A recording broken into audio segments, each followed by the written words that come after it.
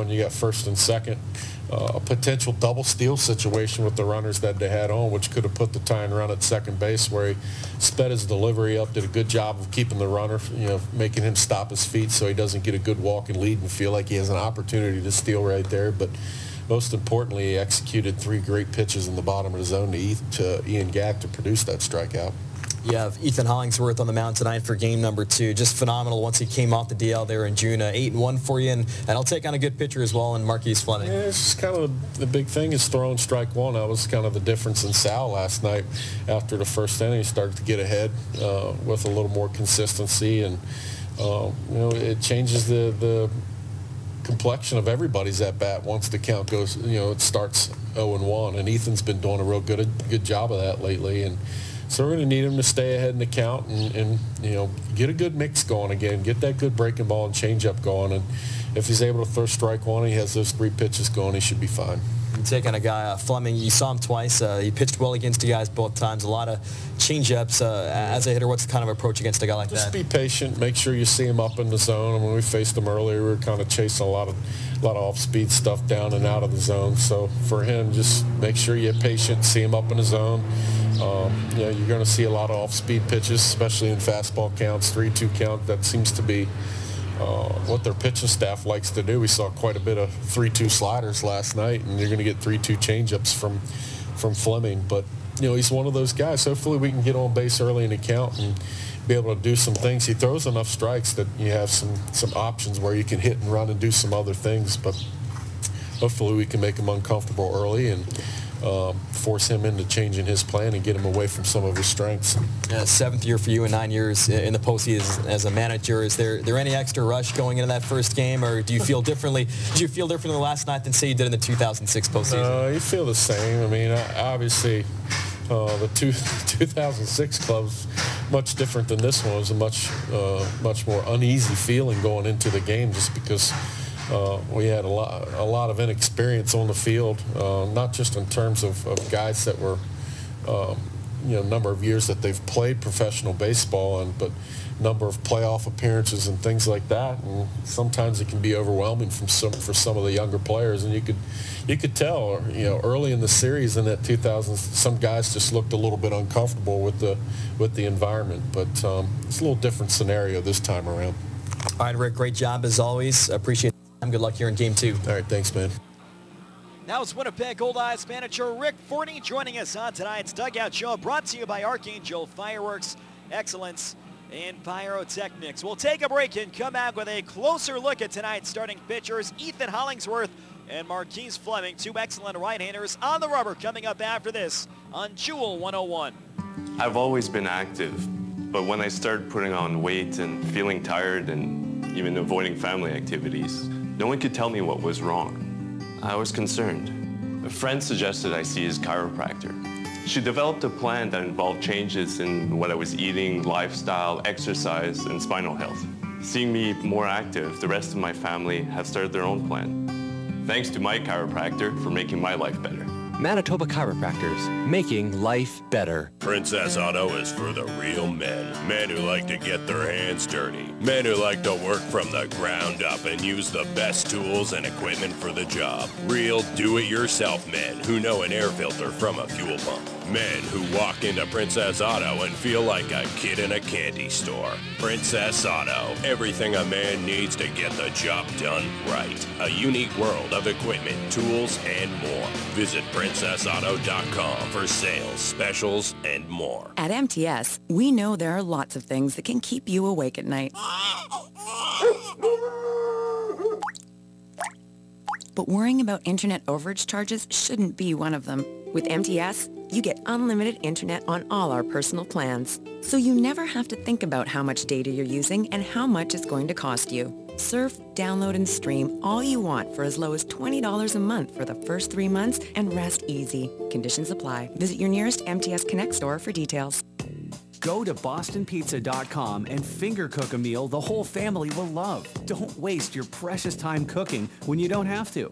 We know you've got more important things to do, like watching sports highlights, stopping your kids from bumping into stuff, or simply taking a break from napping. And with over 100 menu items to choose from, everyone can get exactly what they want. To order, call 925-4111 or finger cook today at bostonpizza.com. And now, back to Winnipeg Goldeyes baseball on Jewel 101. Welcome back to the Rona pregame show ride to the ballpark. The Winnipeg Goldeyes and Lincoln Saltdogs getting ready for game number 2 of the American Association Division Series. Winnipeg leads the best-of-5 series 1-0 after coming back last night and beating the Saltdogs by a final score of 6-4. On the Rubber is brought to you by Cal Tire. With 6 convenient locations in the capital region, we're more than just tires. Cal Tire, true service. Well, we had a great matchup of 2 veterans last night. Joe Basenius, the former big leaguer, and Chris Salamita, the 5th-year Goldeyes left-hander. Tonight, another great matchup. 2 right-handers, both of whom are 27 years of age. Ethan Hollingsworth will take the mound for the Winnipeg Goldeyes. He began the year on the disabled list. He faced the Saltdogs in spring training, but did not face them in either of the 2 regular season series. He suffered an unfortunate ankle injury right before opening night and would not make his first start as a member of the Goldeyes until the end of June when the Goldeyes were in Quebec on their 10-game trip to the Can-Am League. But the wait was well worth it. Ethan Hollingsworth ended up making 14 starts for the Goldeyes in the regular year. He would go 8-1. He finished 11th in the American Association with a 3.39 ERA. He logged 93 innings, allowed 86 hits, walked just 20 batters, and struck out 50. And Hollingsworth posted the 7th lowest opponent's batting average in the league this year at .247. Hollingsworth, his final regular season appearance came against the Gary South Shore Railcats. That was last Saturday night. He would go 7 innings and earn the victory in a 4-1 win. That was game 2 of the season-ending 4-game series. In the 7 innings, he allowed 1 earned run and 5 hits, didn't walk a batter, and struck out 5. 2 starts prior to that, Hollingsworth had one of the best games of his career. He threw a complete game 2-hit shutout over 9 innings against the New Jersey Jackals right here at Shaw Park. Hollingsworth, in his 14 regular season starts, he allowed 3 or fewer earned runs in 11 out of the 14, and only 1 time in those 14 starts did he give up more than 4 earned runs. So Hollingsworth, pretty much every time out, he gave the Goldeyes a chance to win, or did even better than that. Like all the Goldeyes starters, he demonstrated great command. We mentioned only 20 walks this year in 93 innings of work. He walked 2 or less in 13 of his 14 starts. And Hollingsworth, due to the great control and only giving up 86 hits in 93 innings, he posted a whip of 1.14, which was tied for best in the American Association with Dustin Crenshaw, the Gary South Shore Railcats. Crenshaw, by the way, was traded earlier today to the St. Paul Saints to complete the Henry Wrigley deal. More on that during tonight's broadcast. But Ethan Hollingsworth, in 7 professional seasons through the end of the 2014 regular year, 50-47 with a 4.12 ERA in 162 games, 116 of them as a starting pitcher. He was drafted by the Colorado Rockies in 2008, a 4th-round pick out of Western Michigan University. He's been to the AAA level with 3 different major league clubs. He got to AAA in Sacramento with the Oakland Athletics organization in 2011. He got to AAA Omaha the next year, 2012, and the Kansas City Royals chain. And then just last season, Hollingsworth was in AAA with the Pittsburgh Pirates in the AAA International League with the Indianapolis Indians. Ethan Hollingsworth at home this year made 9 of his 14 regular season starts. He was 5-1 here at Shaw Park with an ERA of 3.79. And by all means, Ethan Hollingsworth had an outstanding year, and really, had it not been for missing that first month of the season, he certainly would have been in contention for an all-star nod, maybe even American Association Pitcher of the Year. It was that good for Ethan Hollingsworth in his 14 regular season starts, and he'll try and help the Goldeyes take a 2-0 lead in this best-of-5 series. His opponent, a good right-hander for the Lincoln Saltdogs. All-star righty Marquise Fleming, 19 starts in the regular year. He was 10-3. The 10 victories were tied for 5th in the league. He ranked 10th in ERA, 1 spot in front of Ethan Hollingsworth. In fact, he took that spot by a single point. Fleming's ERA at 3.38. Hollingsworth was 11th at 3.39. Fleming, a workhorse, 119 and 2/3 innings. He only allowed 104 hits, walked 52, and he tied for third with his teammate Joe Basenius, who started last night with 100 strikeouts. That tied for third in the American Association. Marquise Fleming, opponents hit just .233 against him this year. That was the 4th best opponent's batting average in the American Association. His final regular season appearance came last Friday, an 11-4 victory over the Sioux City Explorers. He went 6 innings at Haymarket Park, allowed 1 earned run and 4 hits. He walked 3 and struck out 3. Fleming won his final 7 decisions. His last loss, you've got to go back to June 23rd in a game against the Laredo Lemurs in Lincoln, Nebraska, and he threw well even that night, giving up 3 earned on 4 hits in 6 innings pitched. So it's been over 2 months since Marquise Fleming has taken a loss, and during that stretch in which Fleming has won his last 7 decisions, the Lincoln Saltdogs as a club, they're 9-2 during the 11 starts during that stretch in which Fleming is 7-0 on his personal record. So Marquise Fleming, he was an American Association All-Star, one of 3 representatives from the Saltdogs, along with first baseman Ian Gack and closer Marshall Schuler. Schuler led the league in saves with 34. That set an American Association record. Ian Gack, of course, with 8 homers in his final 13 regular season games, would go on to take the home run title from Laredo's Travis Denker. Gack finished with 27 homers despite missing 17 games of the year due to injury. Marquise Fleming faced the Goldeyes twice. May 23rd at Haymarket Park, he took a loss, went 6 1/3, 3 earned runs and 5 hits. Goldeyes won that game 3-2. 2 of those runs were inherited runners. Ian Kadish, who finished the year with the Gary South Shore Railcats, allowed 2 of Fleming's runs to come across, and then Fleming would take on the Winnipeg Goldeyes on June 1st here at Shaw Park. He earned the victory, had a great start, and went 7 innings. He allowed 1 earned run and 5 hits, walked 3 and struck out 7. Outpitched Kyle Anderson on the Sunday afternoon game here in Winnipeg, and the Saltdogs won that by a final score of 4-1 to draw a split of the 4-game series at the beginning of the year.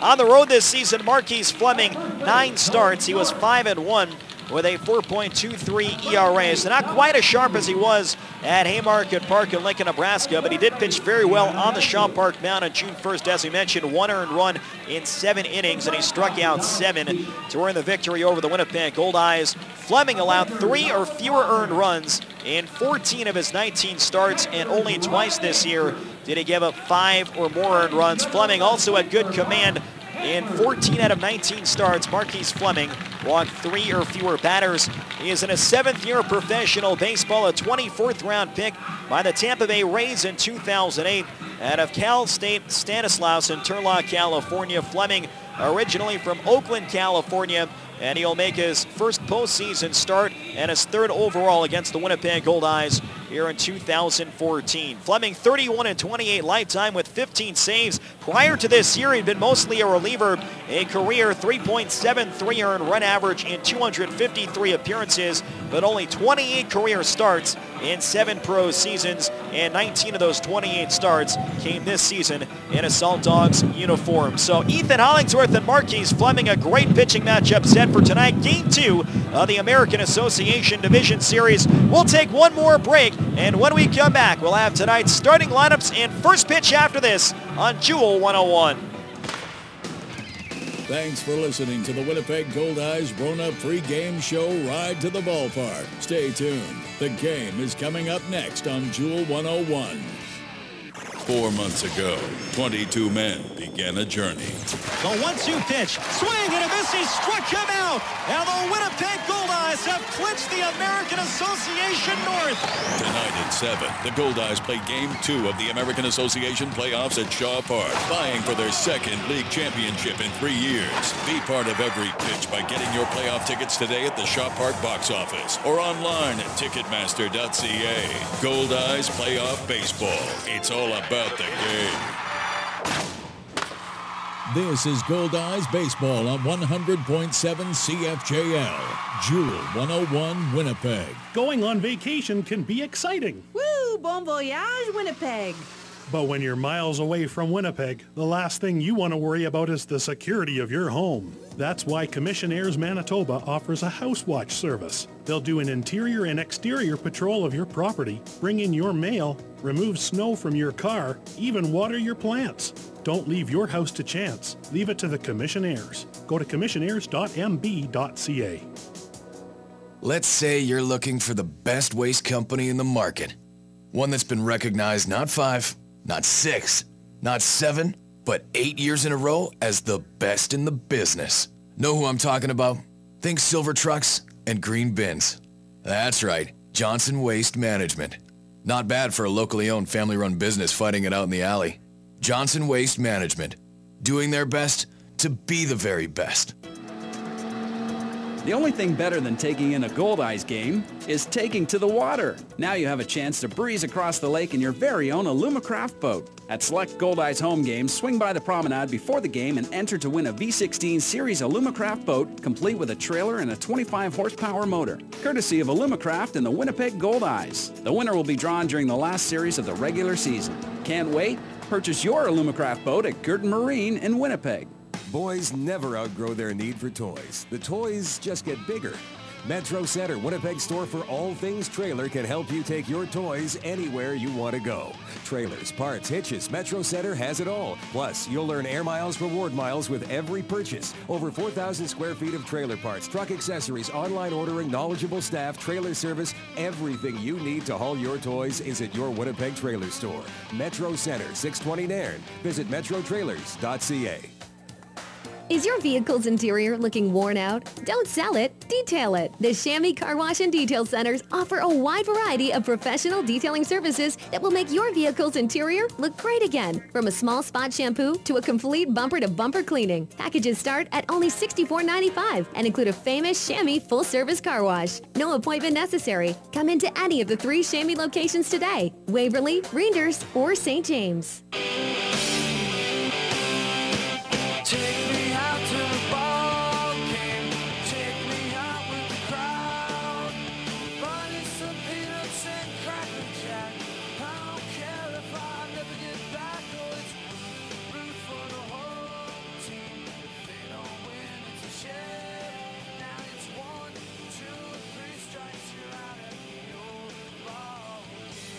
It's time for Winnipeg Goldeyes baseball on the crystal clear FM airwaves of Jewel 101. Now, let's go to the ballpark for tonight's game. Here's Steve Schuster.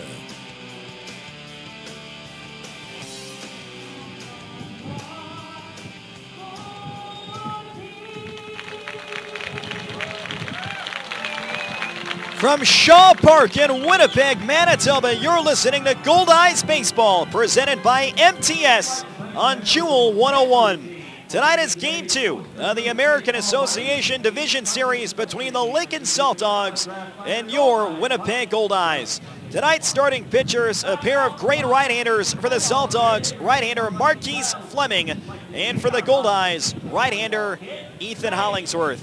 Hi again, everyone, and thanks for tuning in. The Goldeyes took Game 1 of this best-of-5 series last night with a 6-4 come-from-behind victory. Lincoln scored 4 times in the top of the first against Chris Salamita, but got nothing more.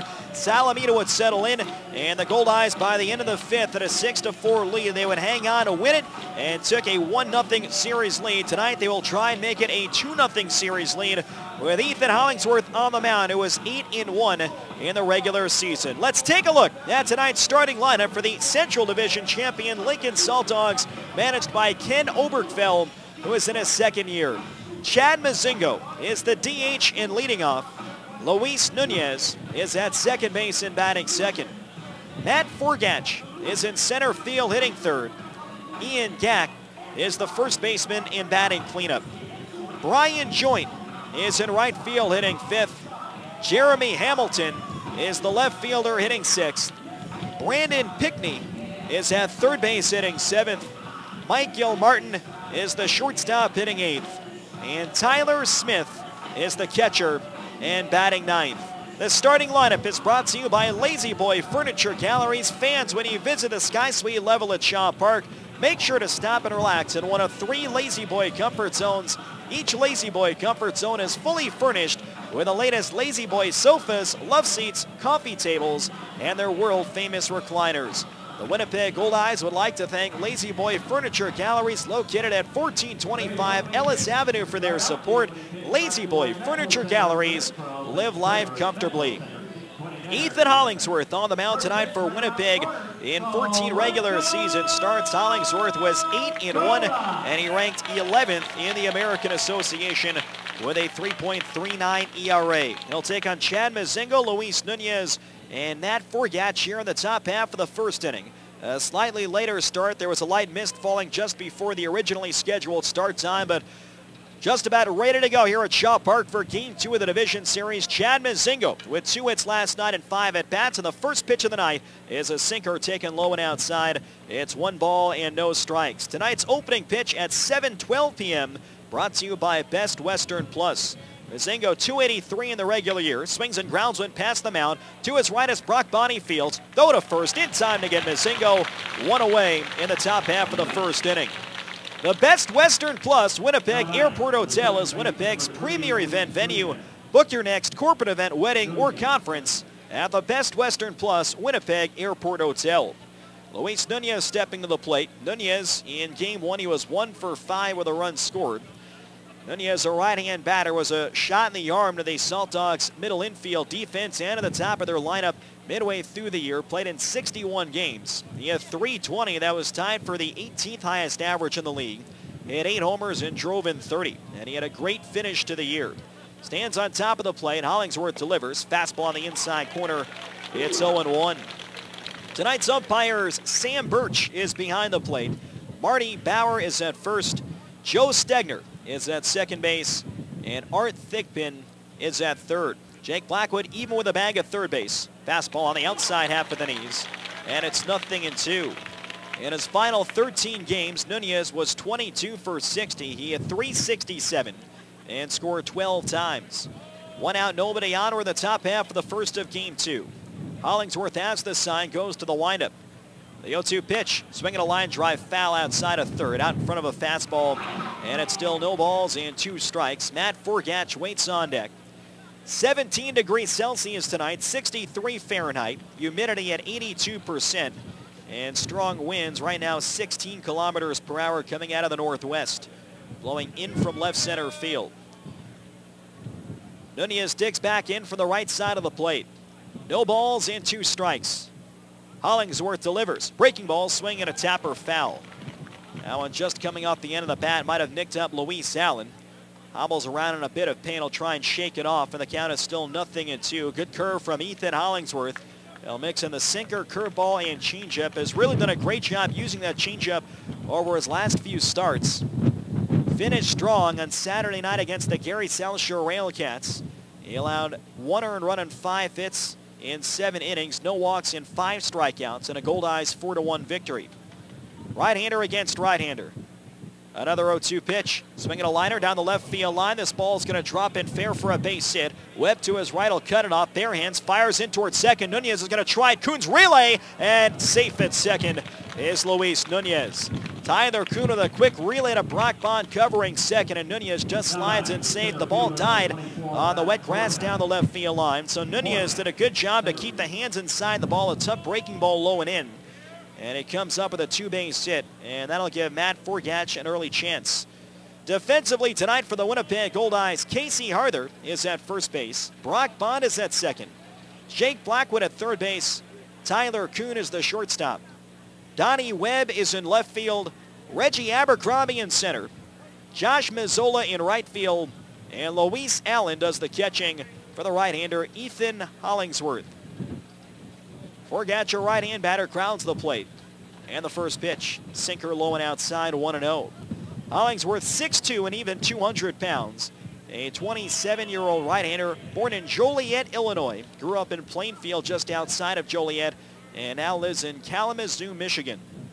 Nunez good speed on second. Fastball, it's on the outside half. A letter-high strike, it's 1-1. Sam Birch in his first year in the American Association. A slightly pitcher-friendly strike zone. He averaged 2 strikeouts for every walk this year, which was above the league average for 2014 of 1.85.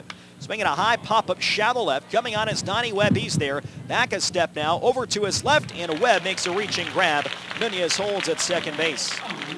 2 outs, and that'll bring up Ian Gack. And we'll see if he gets anything to hit with first base open. Ian Gack had an opportunity in the opening inning last night, and he got Lincoln on the board with a double down the left field line. In his second at bat, he was intentionally walked in the second inning.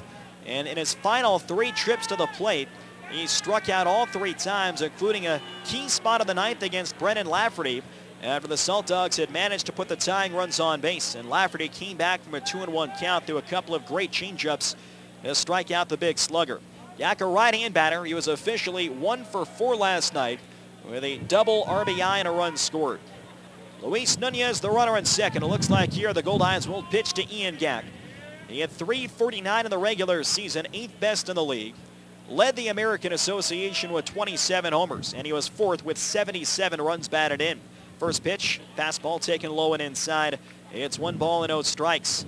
The Goldeyes once again in the alternate navy blue tops with a W logo in the upper left side.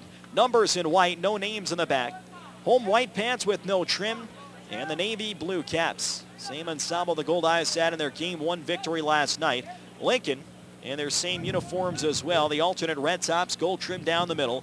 Lincoln and navy lettering on the front side. Navy numbers, no names on the back. The 1-0 pitch on the outside corner. A good 86-mile-an-hour sinker from Ethan Hollingsworth. And it's 1 ball and 1 strike. The Saltdogs in traditional road gray pants, red trim down the sides. And Lincoln wearing the all-red caps. Ken Obergfell coaching over at third base for the Lincoln Saltdogs in his second year as Lincoln skipper. Has gotten him to the postseason for the first time in 4 years. The 1-1 pitch, outside and low with a breaking ball. It's now 2 balls and 1 strike. So Gack not only finished in the top 8 in all 3 Triple Crown categories, but he had just an amazing finish to the regular season. His final 13 games, he had .429, hit 8 homers and drove in 19. Also had 18 runs in those last 13 contests. Swing and a miss at a curveball, and it's 2 balls and 2 strikes. Great pitch behind in the count, similar to that changeup that Lafferty threw last night in the 9th inning. Here, Ethan Hollingsworth with a big curveball at 76 miles an hour. And the count is 2-2 on Ian Gack. He had 18 homers in just 60 games last year for the Lincoln Saltdogs. That gives him a total of 45 the last 2 years in just 143 games. The 2-2 to Gack. High fly ball foul the other way, a late swing and a fastball. And it's still 2-2. Brian Joyne waits on deck if Gack can find a way to reach base. No score in the top of the first. Hollingsworth trying to get around the 1-out double from Luis Nunez. He's still on second. Hollingsworth steps back onto the rubber on the third base side. Luis Allen flashing out the signal. Ian Gack, the big power hitter, crowds the plate. Nunez with an average lead from second. And out time call for Gack will step out. Ian Gack stands in at an imposing 6'3", 240 pounds. Got to the Home Run Derby finals here at Shaw Park back on July 28 during the All-Star Skills competitions. And 4 homers in that final round. Allen sets up way outside. And the 2-2 pitch. Curveball low and away. And it's 3-2. He would take on Gary South Shore's Craig Maddox, who would win the whole thing. Maddox hit 10 homers in the last round. Gack would hit 4, but Gack had the playful and memorable line borrowed from Rocky IV when we had asked him what he thought about taking on Craig Maddox. He used the line from the movie, "If he dies, he dies." The 3-2 pitch. Swinging a line drive to second. Bond makes the catch and the inning is over. An opposite field liner to the right side, and it's caught by Brock Bond. Hollingsworth gets around the double. No runs, 1 hit, and 1 left on base. Middle of the first inning at Shaw Park. It's the Saltdogs 0, and the Goldeyes coming to bat on Jewel 101. We all love to save. Save time, save gas, save space. And what gives you the biggest smile is when you save money. But will your money save itself? Don't bank on it. Count on Steinbach Credit Union instead. With great savings rates that start paying interest from $1 and a wide range of GICs that make saving even easier, you'll be smiling from year to year. Want to save? Talk to SCU, because we're taking care of the world's most important money, yours. Support your own, the Goldeyes. And Fort Garry Brewing. Located right here in Winnipeg, Fort Garry Brewing is Manitoba's #1 brewery, crafting a full spectrum of delicious beers and ales, including the award-winning Fort Garry Dark and the fan-favorite Fort Garry Pale, both of which are available at Shaw Park, so cheer on the home team. Fort Garry Brewing, Manitoba made, Manitoba's own. And now, back to Winnipeg Goldeyes baseball on Jewel 101. No score, bottom half of the first. Ethan Hollingsworth does a great job to work around a one-out double from Luis Nunez. And now we'll take a look at tonight's starting lineup for the North Division champion Winnipeg Goldeyes, managed by Rick Forney, who was in his 9th season. Brock Bond is the second baseman and leading off. Jake Blackwood is at third base in batting second. Tyler Kuhn is the shortstop hitting third. Casey Harther is at first base in batting cleanup. Reggie Abercrombie is in center field batting 5th. Donnie Webb is the left fielder hitting 6th. Josh Mazzola is in right field batting 7th. Luis Allen is the catcher hitting 8th.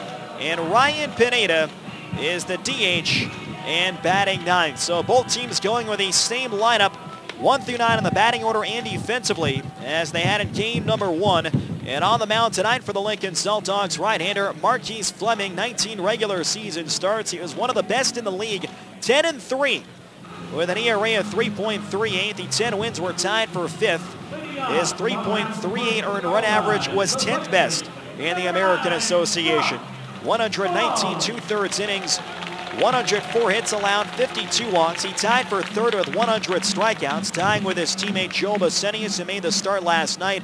And Fleming posted the 4th lowest opponent's batting average among starters in the American Association this year at 233. He faced the Goldeyes twice in the regular season, and he pitched well both times. Brock Bond, who led the league in on-base percentage, will start things off. And the first pitch from Fleming, a changeup taken just outside. It's 1 ball and no strikes. Brock Bond, a switch hitter from the left, hit the ball hard multiple times last night, was officially 2 for 5 with a double and a triple. Easily could have had 4 base hits.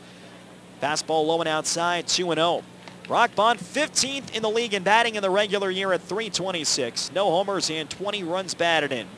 And he led the league in on-base percentage at 448. The 2-0 pitch. Fastball missing low and outside, a 2-seamer from Marquise Fleming. It's now 3-0. Like Joe Basenius, who pitched last night, Fleming has had an extra few days of rest. The 3-0 pitch. Fastball. Low and inside, ball 4. A 4-pitch leadoff walk to Brock Bond, and a great start for the Goldeyes, looking to grab an early lead tonight. Fleming last pitched on August 29th, last Friday against the Sioux City Explorers. He earned his 10th and final win of the regular year. Allowed 1 earned run and 4 hits in 6 innings, walked 3 and struck out 3, with the Saltdogs beating the Explorers 11-4 at Haymarket Park. Bond with good speed, 6 for 9 on the Goldeyes in steals. Held by Ian Gack at first, a right-handed defender. Here's Jake Blackwood, a right-hand bat, slightly closed stance. And the pitch. Change up on the outside corner. It's 0-1. Jake Blackwood 2 for 5 last night with a run scored.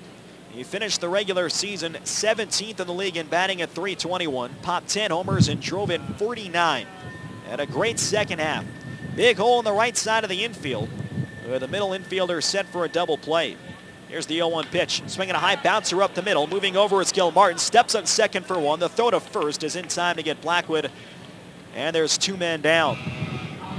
So Mike Gilmartin, the shortstop, turns a 6-6-3 double play. A high bouncer to the left. Stepped in the second base bag on his own and threw out Blackwood at first. 2 outs, nobody on base. Defensively tonight for the Lincoln Saltdogs, Ian Gack is at first. Luis Nunez at second base. Brandon Pickney is at third. And Mike Gilmartin is at shortstop. Jeremy Hamilton in left field. Matt Forgatch in center. Brian Joint in right. And Tyler Smith does the catching for the righty Marquise Fleming. Kuhn takes a fastball outside. It's 1 ball and no strikes. Kuhn 3 for 5 last night. A left-hand batter, slightly open stance. And the 1-0 pitch. Low and outside of the sinker, and it's now 2-0. It was fitting that in the first game of the playoffs, Kuhn collected multiple base hits. He led the Goldeyes with 49 multi-hit games in the regular year. Righty to lefty. Here's the 2-0 pitch. change up on the outside corner. And the count is 2 balls and 1 strike. Fleming's go-to pitch is the changeup, and much like Nick Hernandez and Brennan Lafferty of the Goldeyes, he will throw it to both right and left-handed batters. The 2-1 to Kuhn. Fastball, and that's taken just high. 3 balls and 1 strike. 85 miles an hour on the Shaw Park radar gun. On the road this year, Fleming made 9 starts, 9 of his 19. He was 5-1 away from Haymarket Park with an ERA of 4.23. Fleming began his windup, stopped midway through as Kuhn was granted time. No score in the bottom of the first inning, 2 outs and nobody on. Game 2 of the best-of-5 division series. 3-1 pitch, way outside and low ball 4, missed with a changeup. Second walk of the inning for Marquise Fleming, a guy who usually has good control. He walked 3 or fewer batters in 14 of 19 regular season starts, but he has walked 2 of the first 3 to face him. Casey Harther now steps to the plate. Casey last night was 0 for 4, the runs scored. He drew a huge walk during what proved to be the game-winning rally in the bottom half of the 5th. With 1 out and nobody on, he came back from a 1-2 count, battled Joe Pesenius for 9 pitches, and walked to restart the rally. Tossed to first, and it goes into foul ground. Tyler Kuhn is heading for second base. Kuhn will make the turn. He's going to try for 3. The throw by Ian Gack is cut off, and Kuhn slides in safe at third. Before Harther sees a pitch, Fleming stepped off, and he threw it beyond the reach of Ian Gack at first base. And Tyler Kuhn and what will be scored a 2-base error on the pitcher Marquise Fleming is now 90 feet from home plate. So Casey Harther, who is tied for 7th in the league in the regular year with 72 driven in, is a shot here with a runner on third and 2 outs. Fleming will now go for the windup. Right-hand pitcher, right-hand batter. And the first pitch to Casey Harther. Change up on the inside half. 73 miles an hour. The count is 0 balls and 1 strike. I mentioned, like Nick Hernandez and Brennan Lafferty, Fleming will throw that changeup to both righties and lefties. Here's the 0-1 pitch. Swing and a miss at a changeup, and it's 0 balls and 2 strikes. And like both of those left-handers that have had great years for Winnipeg, what makes it so tough, it has the exact same arm speed as his fastball, but just dives as it gets to the plate, more than 10 miles off his fastball velocity. Swinging a looper the other way, tough play, moving over as Nunez, he fields, flips it to first, a bit low, but Gack will dig it out. And that retires Casey Harther in the bottom half of the first. No runs, no hits, and 1 left on base. And at the end of 1 inning at Shaw Park, no score on Jewel 101. Watching the game is something to enjoy. But remember, drinking any alcohol and driving don't mix. Drinking and driving puts you and others in danger. Your best bet is a designated driver who has had no alcohol. Enjoy the game, but whatever you do, don't drink and drive. To keep Manitobans safe behind the wheel, police are increasing enforcement near you. Watch for them. A message from Manitoba Public Insurance. Is your vehicle's interior looking worn out? Don't sell it, detail it. The Chamois Car Wash and Detail Centers offer a wide variety of professional detailing services that will make your vehicle's interior look great again. From a small spot shampoo to a complete bumper-to-bumper cleaning. Packages start at only $64.95 and include a famous Chamois full-service car wash. No appointment necessary. Come into any of the 3 Chamois locations today. Waverly, Reinders, or St. James. It's summer. The perfect time to kick back and relax with friends and family. This summer, make it easy on yourself with catering by Chicken Delight. From a feast for a few to feeding your whole crew, Chicken Delight will put a smile on everyone's face with their famous chicken, fabulous pizza, ribs that rock, and more. Pick it up or have it delivered. Give us a call or send us your catering order at chickendelight.com. So don't cook tonight. Tonight, all right. Call Chicken Delight. And now, back to Winnipeg Goldeyes baseball on Jewel 101. Help support the Winnipeg Goldeyes Field of Dreams Foundation by purchasing a Path of Dreams sidewalk brick, and your name will go down in history. Literally. Personalized bricks located on the walkway to Shaw Park are a unique way to honor loved ones, promote businesses and organizations, or celebrate a special event. For more information on how to purchase your Path of Dreams sidewalk brick, call the Goldeyes office at 982-BASE. Marquise Fleming gets around a couple of walks in the bottom of the first. No score in the second. The Saltdogs sent up 5, 6, and 7. Bryant joined Jeremy Hamilton and Brandon Pickney. We had some not so great weather earlier this afternoon, so it's good to see that this game for the most part started on time, 7 minutes past the original 7:05 start. Ethan Hollingsworth getting ready to take on Brian Joyne, and just before getting to the top of the mound, he's going to clear away some dirt from the bottom of his spike. If there's been one downer on what has been a great season for the Winnipeg Goldeyes, you'd have to say it'd be the weather, something completely out of control of the baseball club. Winnipeg, including spring training, with a franchise record 6 rainouts this season, played a host of doubleheaders. There was some poor weather on the road at times as well, which the Goldeyes had to play a doubleheader or a suspended game and a regularly scheduled contest away from Shaw Park. First pitch to Brian Joyne. Fastball over the inside half, and it's 0-1. And some of that rain has crept into the first 2 games of this series. As of right now, just a light mist at Shaw Park. Many fans have come prepared with rain gear. Swinging a high pop-up on the infield. Tyler Kuhn drifting back behind second. Called off by Bond into the outfield grass. When that ball's going to drop in behind Brock Bond, and heading for second is Brian Joyne. The wind is blowing very hard in from left center field, and Kuhn initially went for that off the bat. He was camped out behind second, but the wind tugged it into shallow right center field. And with Mazzola coming in and Bond going out, it lands in just behind Brock Bond. So Brian Joyne will be safe at second with a bloop double, and the Saltdogs have a runner at second and no one down for Jeremy Hamilton. Hamilton, a left-hand batter, 2 for 4 in game 1 with an RBI. At .245 for Lincoln in the regular season, 1 homer and 33 runs batted in. Blackwood plays about halfway at third base. Harther is near the line at first against the left-hand hitter. First pitch, and it's a sinker low and outside. 1 ball and no strikes. Hollingsworth did face Lincoln during spring training. The Goldeyes went down to Haymarket Park for a couple of games, split the 2. Did not face them in either of the 2 regular season series. Swinging a line drive up the middle, base hit beyond the reach of Kuhn, and Lincoln will take the lead. Joyne around third base, he scores. It's an RBI single to center for Jeremy Hamilton, his second RBI in this series, and Lincoln for a second straight game strikes first. 1-0 Saltdogs in the top half of the second. So the bloop double that falls into the shallow part of right center field is followed by a liner up the middle that bounced on 1 hop just beyond the reach of Tyler Kuhn. Jeremy Hamilton, 33 regular season RBIs, and he now has 2 in the first 2 games of this series. And Hamilton with some decent speed, 4 out of 5 in stolen bases. He's held by Casey Harther at first, a right-handed offender. Here's Brandon Pickney, a right-hand bat. Brandon Pickney last night went 0 for 4. Stands back in the box, a slightly open stance. Hollingsworth delivers. Sinker on the outside corner for a strike. And the count is 0-1. Saltdogs 1, Goldeyes 0. We're in the top of the second. Infield not quite at double play depth. Kuhn is cheating a couple of steps in the hole, and Blackwood near the line at third.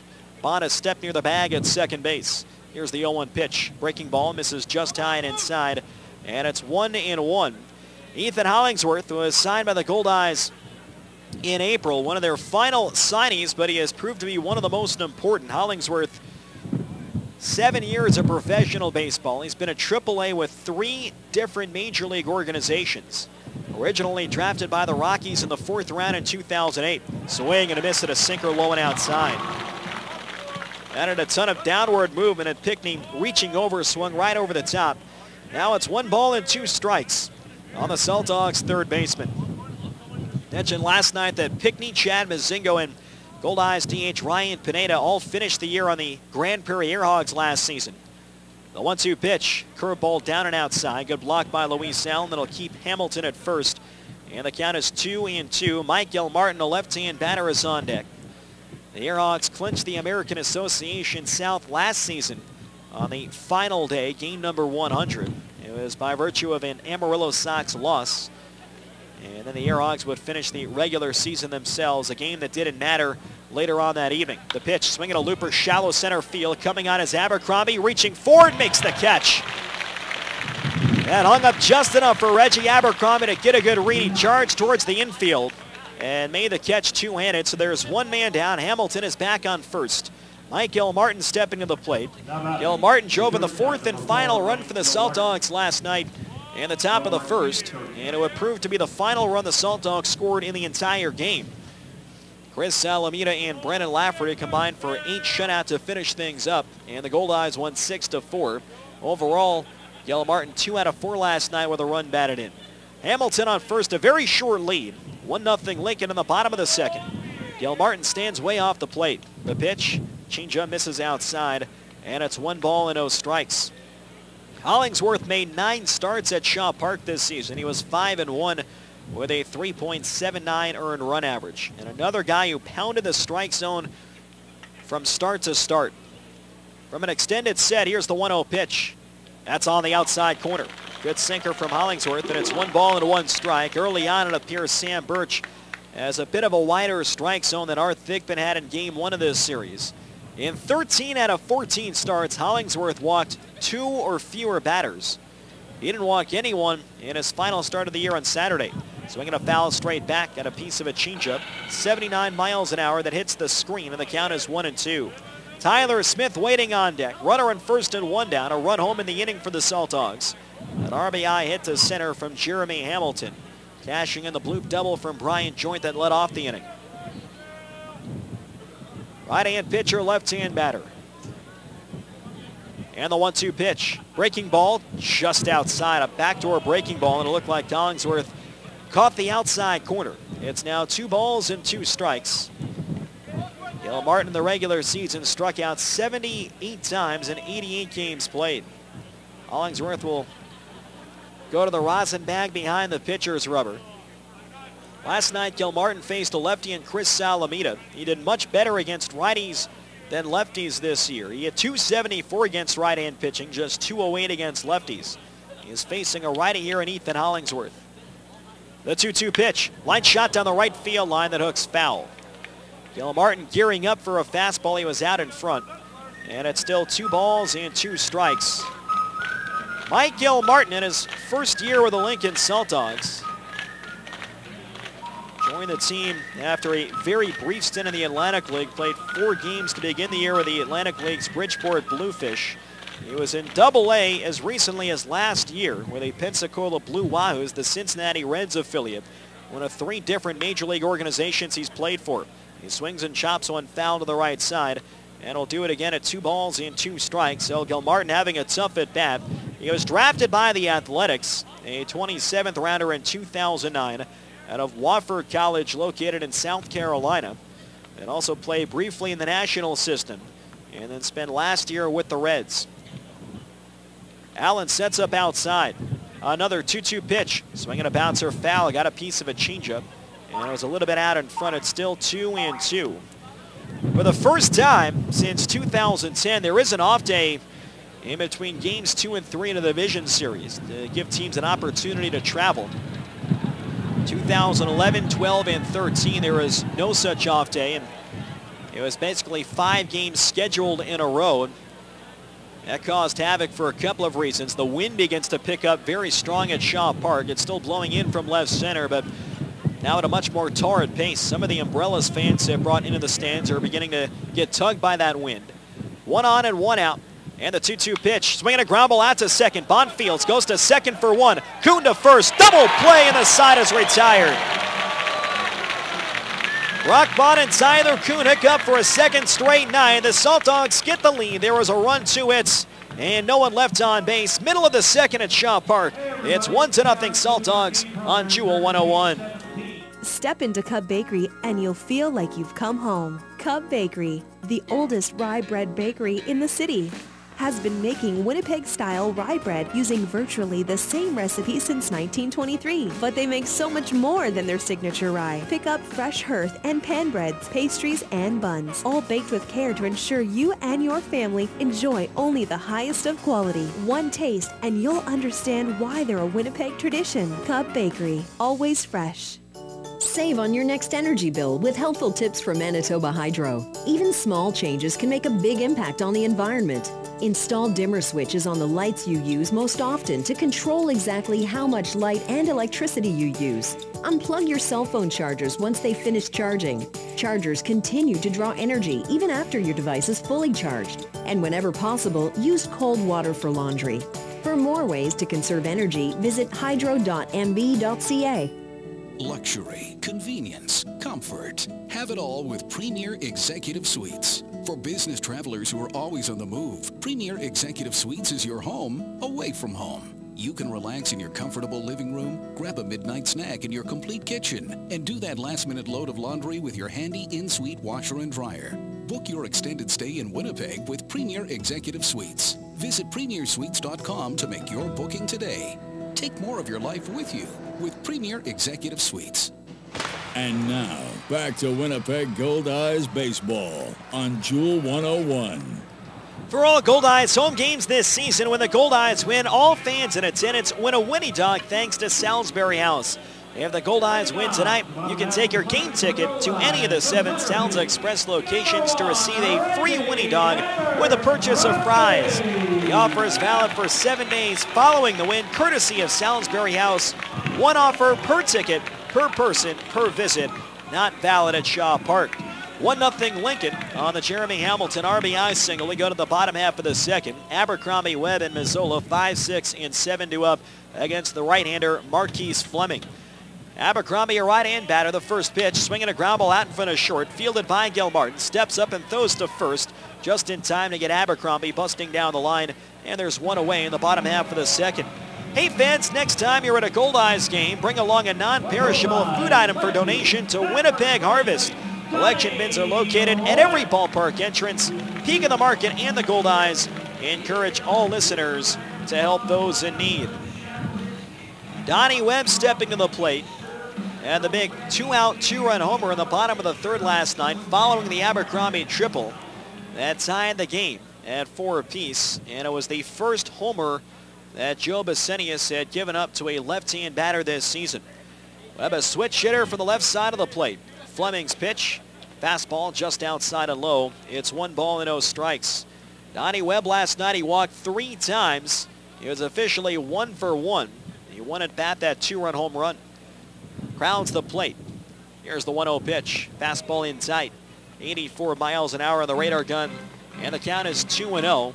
Rain begins to fall a little bit harder. We talked about the strong winds, which swirled around for about 2 or 3 minutes in the top of this inning. Base is empty and 1 out. The 2-0 pitch to Webb. Fastball low and inside.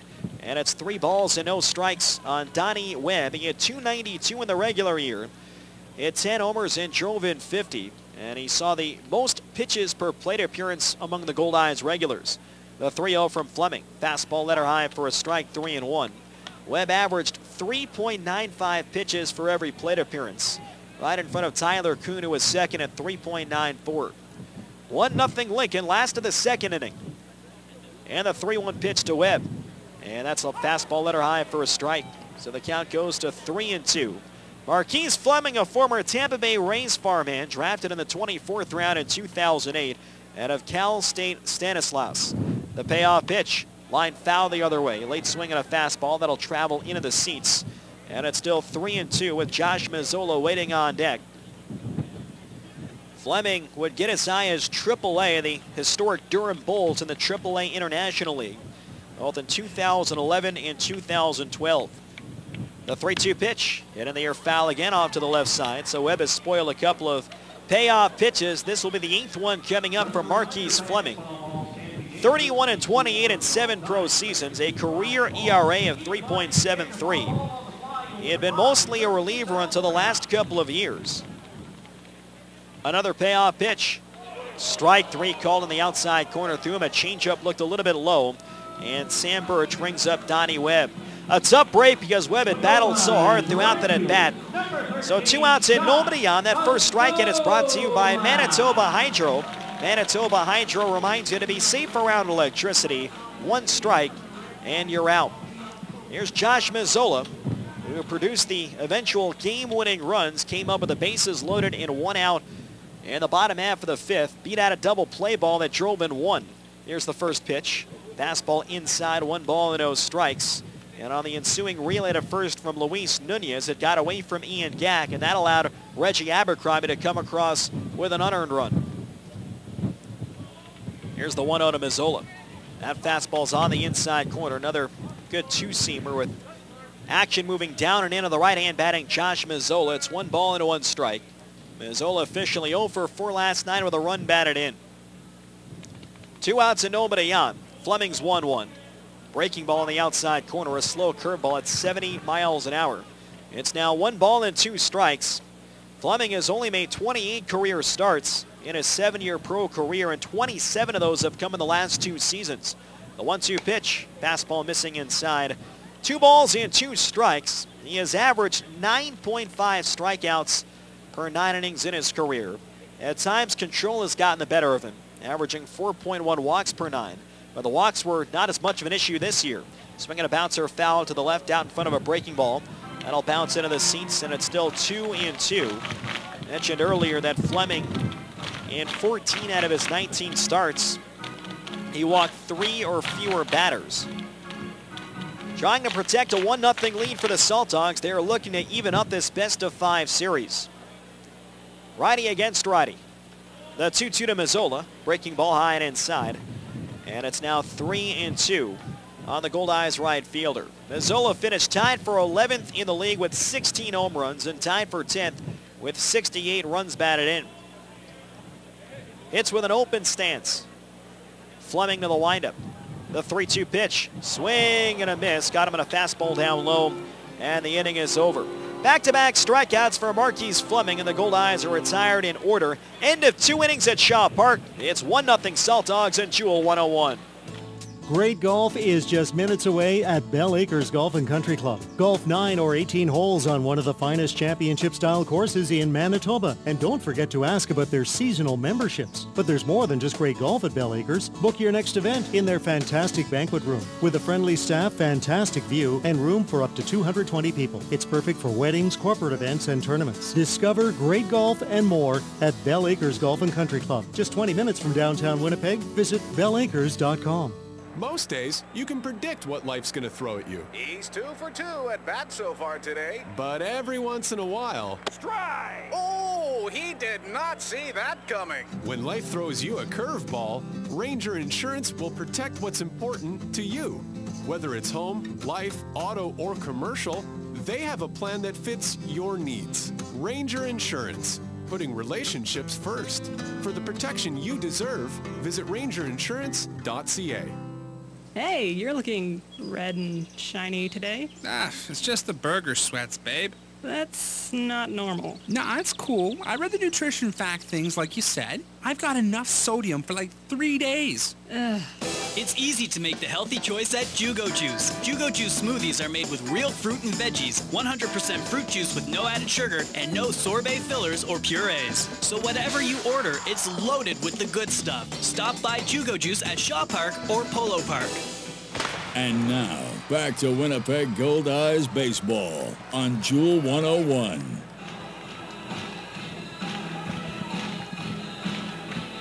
Top half of the third at Shaw Park. Winnipeg Goldeyes baseball is brought to you by MTS. Get unlimited internet and Manitoba on all your devices only with MTS. Marquise Fleming had a strong shutdown inning in the bottom of the second to retire the Goldeyes in order, including back-to-back strikeouts of Donnie Webb and Josh Mazzola to win the inning. Lincoln will set up 9-1-2. Tyler Smith, Chad Mazingo, and Luis Nunez. Smith, a right-hand batter, starting for a second straight game behind the plate. .231 in the regular season with a homer and 16 runs batted in. He was 0 for 4 last night.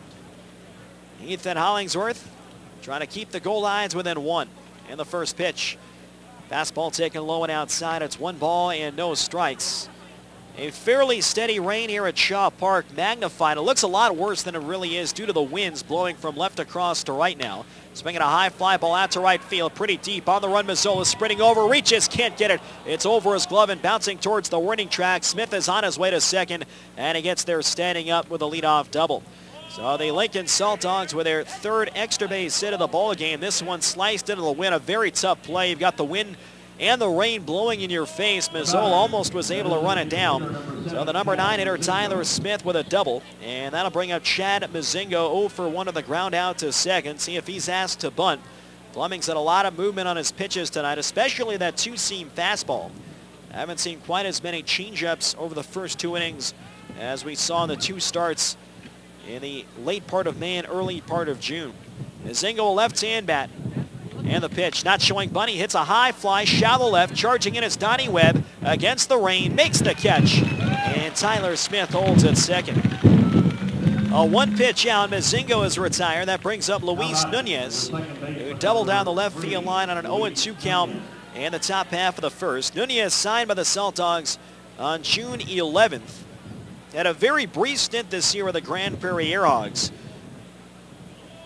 And now playing for the Lincoln Saltdogs. Never actually got into a game with Grand Prairie. Was on their roster for about 6 days, June 4th through June 10th. But much like Jeremy Hamilton, who spent a lot of time on the Railcats roster, never actually played in a game with that club.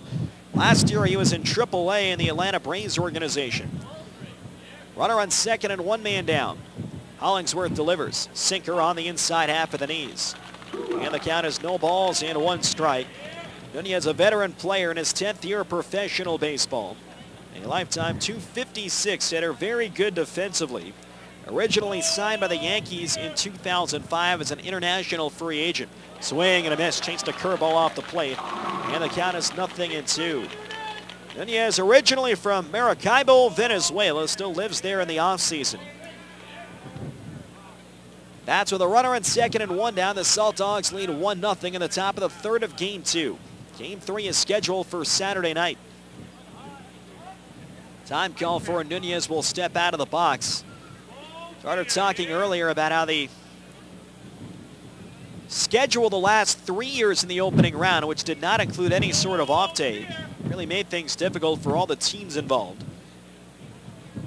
The 0-2 pitch. Curveball low and outside. Good stop by Allen, and it's now 1 ball and 2 strikes. For one thing, the travel was very difficult from Game 2 going into Game 3, especially when you think about how far apart some of the teams are in the Central and Southern divisions.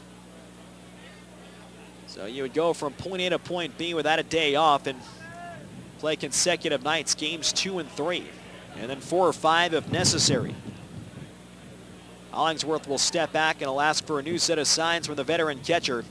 The other thing that made it tough for the teams involved, obviously if you get to a 5th game, you want to bring back your best starting pitcher. And to do that under the previous format, that pitcher would have had to have gone on 3 days of rest. The 1-2, swinging a chopper to third. Tough play, nice grab by Blackwood. He looks the runner back, throws to first in time to get Nunez 2 men down. Great play by Jake Blackwood, who was so good at the hot corner over the final month of the year. That was a tough pick to his left side, but he prevents that from getting into the outfield. He checks Smith back to second and threw out Nunez by a couple of steps. Now Matt Forgat steps to the plate. Big hitter here for Hollingsworth to try and get, with Ian Gack waiting on deck. Forgat's fly to left field in the opening inning. Runner in second now, 2 men down, with the Saltdogs up 1-0. With a built-in off day, now the teams, if they go to a decisive 5th game, their #1 starter could come back on normal rest. The pitch, fastball high and outside, 1 ball and 0 strikes. And another factor, which is certainly relevant right now, if there was a potential rain out, which that hadn't happened any of the last 3 years in the opening round of the playoffs, you at least have some kind of buffer to have a makeup date. Here's the 1-0 pitch on the outside corner with a curveball, 77 miles an hour. 1 ball and 1 strike. Tyler Smith led off this inning with a double. He's still on second. Hollingsworth trying to keep the Goldeyes within a run. And time call for at the plate. Forgat steps out. Hollingsworth will take the opportunity to try and clear off the bottom of his spikes. A run, 4 hits, and 1 error for the Saltdogs. No runs, no hits, and no errors for the Goldeyes. The 1-1 of Forgat, line drive towards the middle, base hit through to center field. Around third is Smith. He's going to be waved to the plate, and Smith will score without a throw. It's a 2-out RBI single to center for Matt Forgat, and the Saltdogs now lead 2-0 in the top half of the 3rd inning. So a clutch 2-out hit for Matt Forgat, and he'll be a threat to go. Ian Gack stepping to the plate now. Forgat picks up his teammates Mazingo and Nunez after the Smith leadoff double. Now the rain coming down even harder than it was about 10 minutes ago, and we'll wait to see what will happen here at the end of this inning. Ian Gack lined out to second for the final out of the first, a soft liner that was caught by Brock Bond. Matt Forgatch finished second in the league in steals in the regular season. He's held by Casey Harther at first. He's got a big lead. The pitch by Hollingsworth, fastball. That one's just a bit inside. It's 1 ball and no strikes. Forgatch, 35 stolen bases and was caught just 3 times, a 92% success rate. Here's the 1-0, and Gak takes a fastball high and in. So now it's 2 balls and no strikes. Brian Joint waits on deck. Lincoln leads 2-0. A pair of RBI singles over the second and third. Matt Forgatch coming through in the regular season. He drove in 42 runs in 99 games played. Runner goes, the 2-0 pitch, taken low, throw to second base. High throw over the reach of Bonnet, goes into center. Forgatch to his feet, but no advance. Abercrombie did a good job to back it up. A wet ball slipped out of the hand of Luis Allen and went over the reach of Brock Bond, so Forgatch will get credit for a stolen base. And now it's a 3-0 count on Ian Gak. And with first base open, we'll see if the Goldeyes put him on board. And it appears that's what's going to happen. So the 4th ball will be intentional to Ian Gak. And Hollingsworth delivers high. It's off the glove of Allen. Goes to the backstop. Heading for third is Forgatch. And that'll be a wild pitch. So on the intentional 4th ball, Allen slipping out of the hand of Ethan Hollingsworth. Just very tough conditions right now at Shaw Park. Hollingsworth with the intentional 4th ball. And now it's 1st and 3rd and 2 men down. Brian Joint stepping to the plate. Gak will head down to first. Brian Joint hit a pop fly to shallow right that was tugged by the wind leading off the second.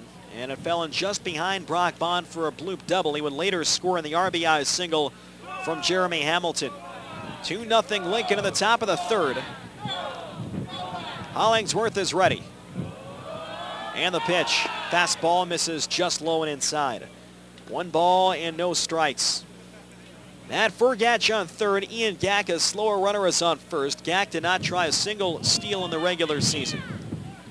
Infield shifted to the left side against Brian Joint. The 1-0 pitch. Swinging a ground ball foul outside of third. Got on top of the sinker. And it's now 1 ball and 1 strike. Game 3 matchup for this series. Saturday evening, a 6:05 start at Haymarket Park in Nebraska. The Goldeyes are set to go with the American Association's Pitcher of the Year, Nick Hernandez. And Lincoln will go with fellow left-hander Kevin McGovern. If it goes to a Game 4 on Sunday, Matt Jackson would take on righty Zach Bartz. The 1-1 pitch. Ground ball foul outside of third again, and it's 1 ball and 2 strikes.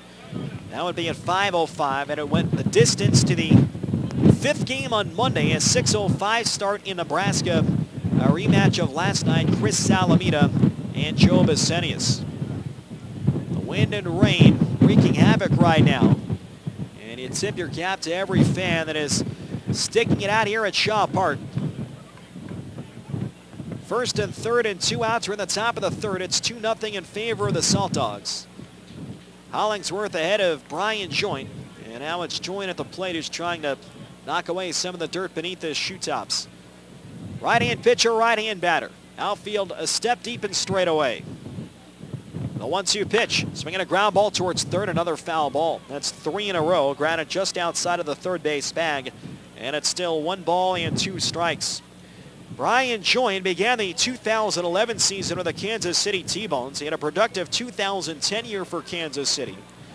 Was released by the T-Bones in June of 2011. The Goldeyes would sign him on June 22nd.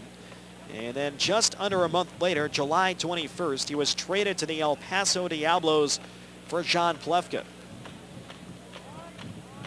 Runners lead 1st and 3rd base. And again, Joint will try and knock some play from beneath his spikes. Ethan Hollingsworth still ahead, 1 ball and 2 strikes.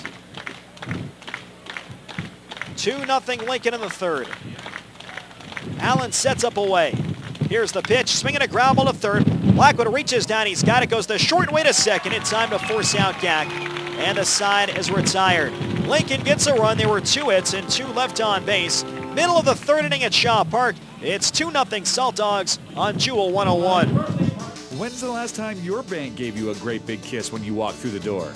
Excuse me? That's what they do at Sonova Credit Union. Their DOG, Director of Greetings, is a St. Bernard who welcomes all members. Wow, can he schedule appointments too? No need. At Sonova, you don't need an appointment, ever. Drop by whenever works for you. Bank brighter with Sonova Credit Union at one of their 11 branches throughout Manitoba, with convenient 7-days-a-week service in Winnipeg. Honey, where should I put this? In the basement. I don't think there's any room. Sound familiar? If your home or garage has accumulated more than it can hold, let BFI Canada help. Rent a temporary bin from BFI for a day, a week, or longer. Too much stuff? Then call the Blue.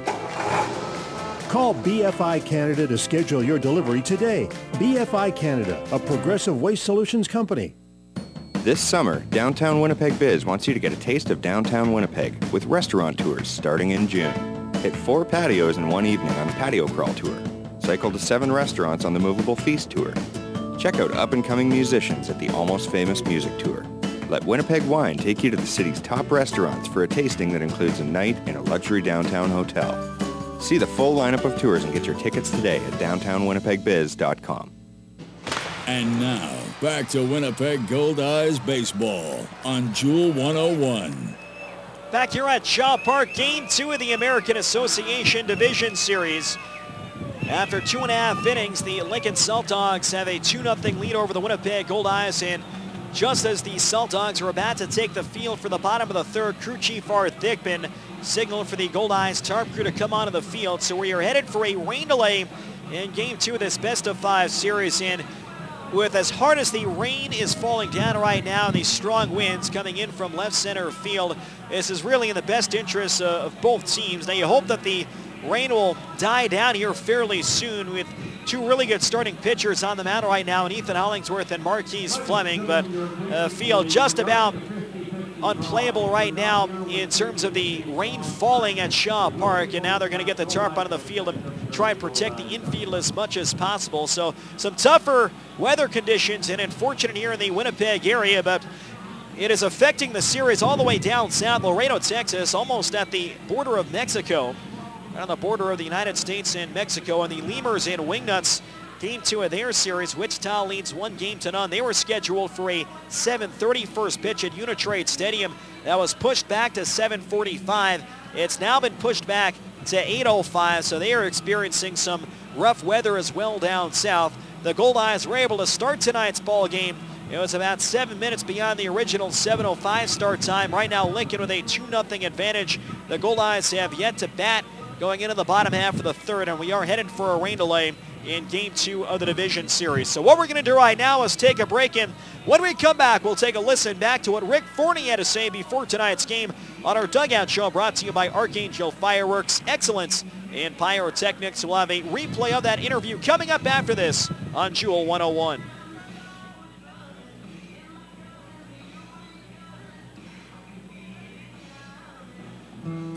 At Cal Tire, they are the tire and wheel experts. They have the best selection of tires and wheels in the city, all at prices that can't be beat. If you find a lower advertised price, bring it in and they'll match it or even beat it. This spring, pay attention to your vehicle by taking it to the experts at Cal Tire. It's time to talk to Cal at any one of their 5 convenient Winnipeg locations. Water cooler's out. Never fear! As a powerful elemental, I shall conjure forth a refreshing aquatic spring to quench our thirst. Just, give it a minute. Clean, great-tasting drinking water isn't magic. It's Culligan. Culligan Water has been serving Winnipeg and surrounding areas for 58 years. As a member of the CBWA, you can count on their highly trained staff to deliver the best possible water treatment products and services, drinking water systems, and bottled water. Culligan Water. Better water. Pure and simple. The Real Estate News is online and connected. Connected to the latest MLS listings wherever you are. Print, online, mobile. It's in your hands. Visit WinnipegRealEstateNews.com. The Real Estate News is online and connected. Connected to the latest MLS listings wherever you are. Print, online, mobile. It's in your hands. Visit WinnipegRealEstateNews.com. And now, back to Winnipeg Goldeyes baseball on Jewel 101. The Dugout Show is brought to you by Archangel Fireworks, excellence in pyrotechnics. Winnipeg Goldeyes and Lincoln Saltdogs getting set for game number 2. Their best-of-5 playoff series here tonight at Shaw Park. And right now we're joined by the manager of the Winnipeg Goldeyes, Rick Forney. Huge win for the ball club there last night to get down early, but Chris Salamita turns into a tremendous start there over 8 innings with 10 strikeouts, and the offense that comes through there in the middle innings. Yeah, it was a good baseball game for our club. Obviously, when you win, it's always a pretty big deal, especially game 1 of a postseason. We got a great performance from Salamita last night, and just a real gutsy effort to give us 8 solid innings and give us a chance to win. And you know, we got some great contributions from some our positional players. Kuhn had 3 hits. Reggie getting on base, getting 3 hits, and driving some runs in, scoring 3 runs, stealing 3 bases. Donnie getting on base 3 times, providing the big home run. Just all-around good game last night. Guys showed a lot of heart, and looking forward to tonight's game. You talked about your starting pitcher, Chris Salamita. The game kind of reminded me a lot of Game 2 against Wichita there in 2012, where he gave up a few runs early, but basically shut them down after that. And, you know, a younger pitcher, or maybe a less experienced pitcher, isn't able to do that in that situation. Yeah, he doesn't fold up the fort too easily. He understands that there's a 9-inning game, and just because the first 3 outs don't go your way, that, you know, there's still plenty of opportunity to settle in and give your team a chance. And if you're going to give up, a crooked number, especially a 4 spot, you want to do it in the first inning, just so you have enough time to get back. And it didn't really look real good, knowing we're going down 4-0 facing Basenius. But guys just really did a nice job. Really kept their concentration and really executed last night. Did a good job. Talking with Winnipeg Goldeyes manager Rick Forney on the Dugout Show. Goldeyes play Game 2.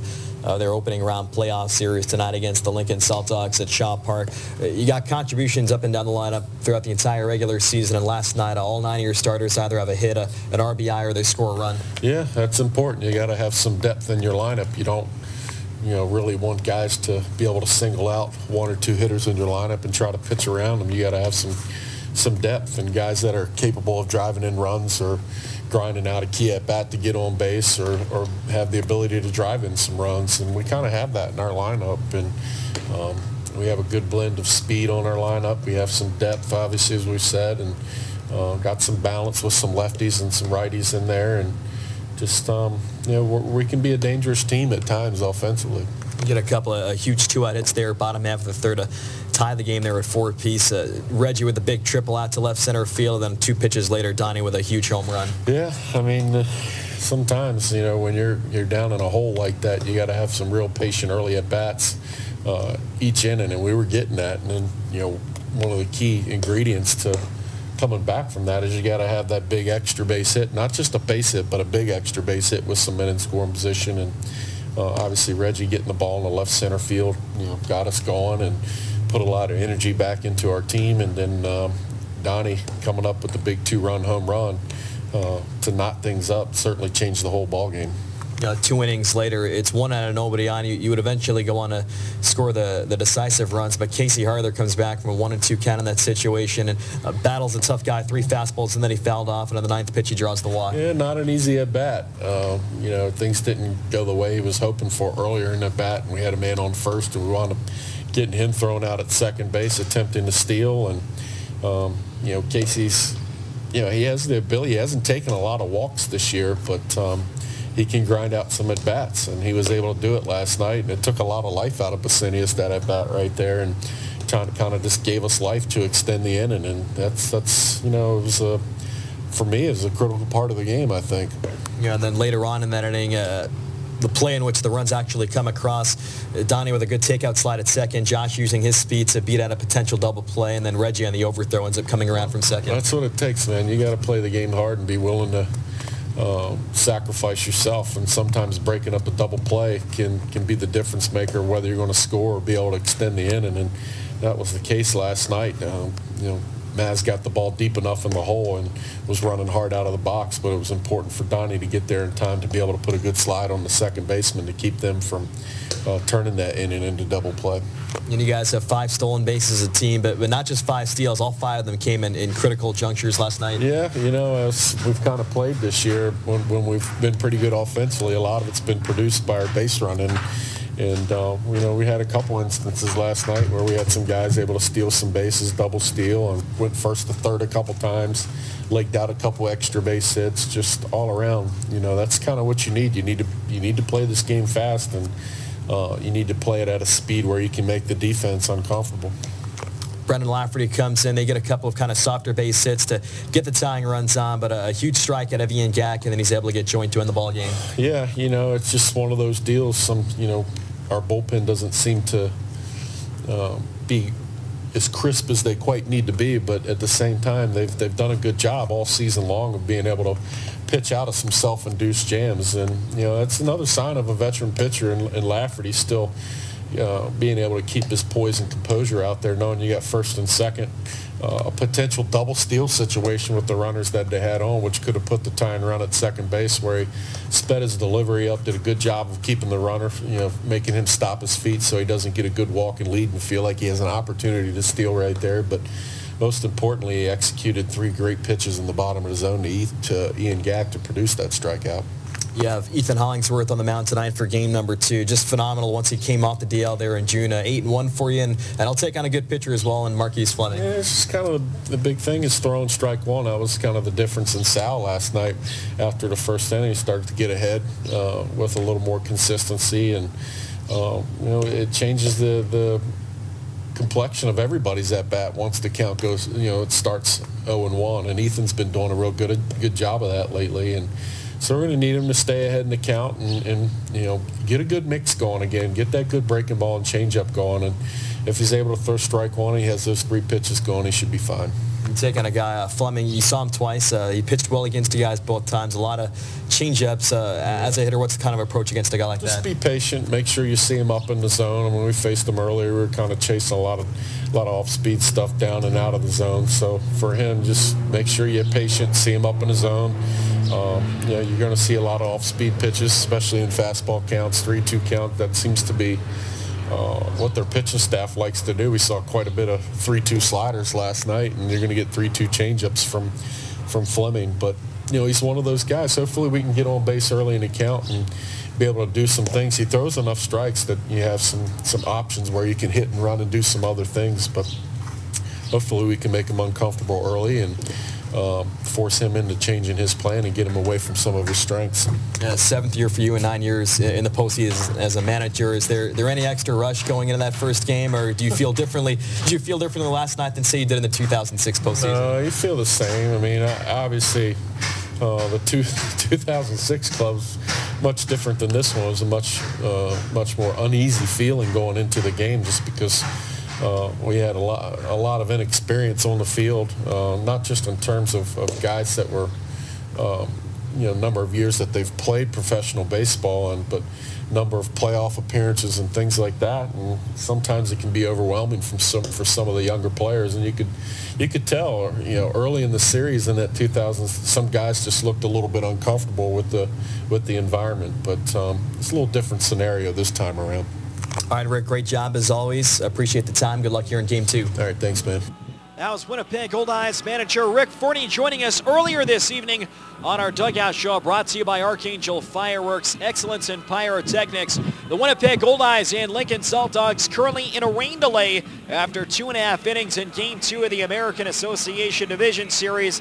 Lincoln is ahead by a score of 2-0, and before the Saltdogs went to take the field for the bottom half of the third, crew chief Art Thigpen signaled for play to stop, and the Goldeyes tarp crew was able to cover the infield in enough time. So right now in a rain delay, what we're going to do right now is send things back to regular programming, and we'll come back with an update in about 20 minutes here on Jewel 101.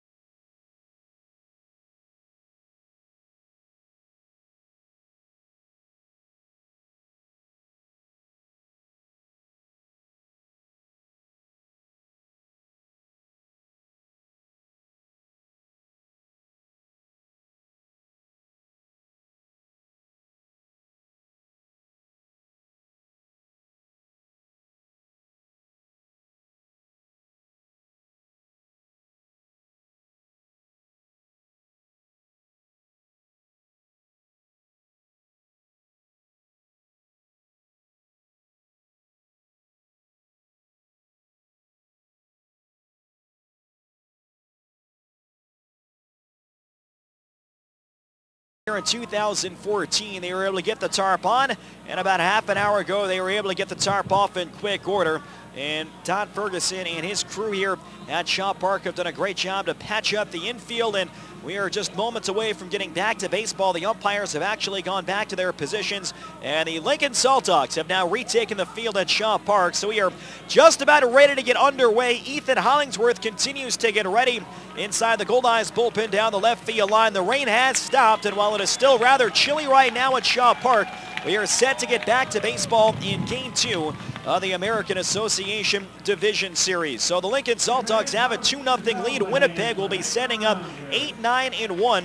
Luis Allen, Ryan Pineda, and Brock Bond. Play stopped at roughly 8:04 p.m. and here we are at 9:20, just about ready to get back to action. Luis Allen will lead things off against Marquise Fleming.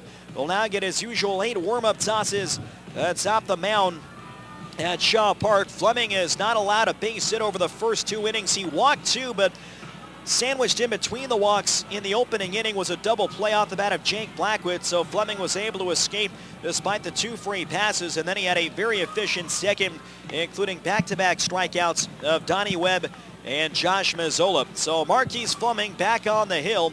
His postseason debut, pitched very well against the Goldeyes twice this year. On May 23rd, at Haymarket Park in Nebraska, he went 6 1/3 innings, allowed 3 earned runs and 5 hits, walked 2 and struck out 2, but he took the loss. The Goldeyes won that game by a final of 3-2. Luis Allen had a clutch base hit in the top of the 7th inning to put Winnipeg in front, and then 2 starts later, June 1st here at Shaw Park, the finale of a 4-game series. Fleming allowed 1 earned run on 5 hits in 7 innings. He walked 3 and struck out 7. He would earn the victory with the Saltdogs beating the Winnipeg Goldeyes 4-1 to earn a split of that 4-game set. He would outpitch Kyle Anderson, who of course would later have his contract purchased by the Arizona Diamondbacks organization.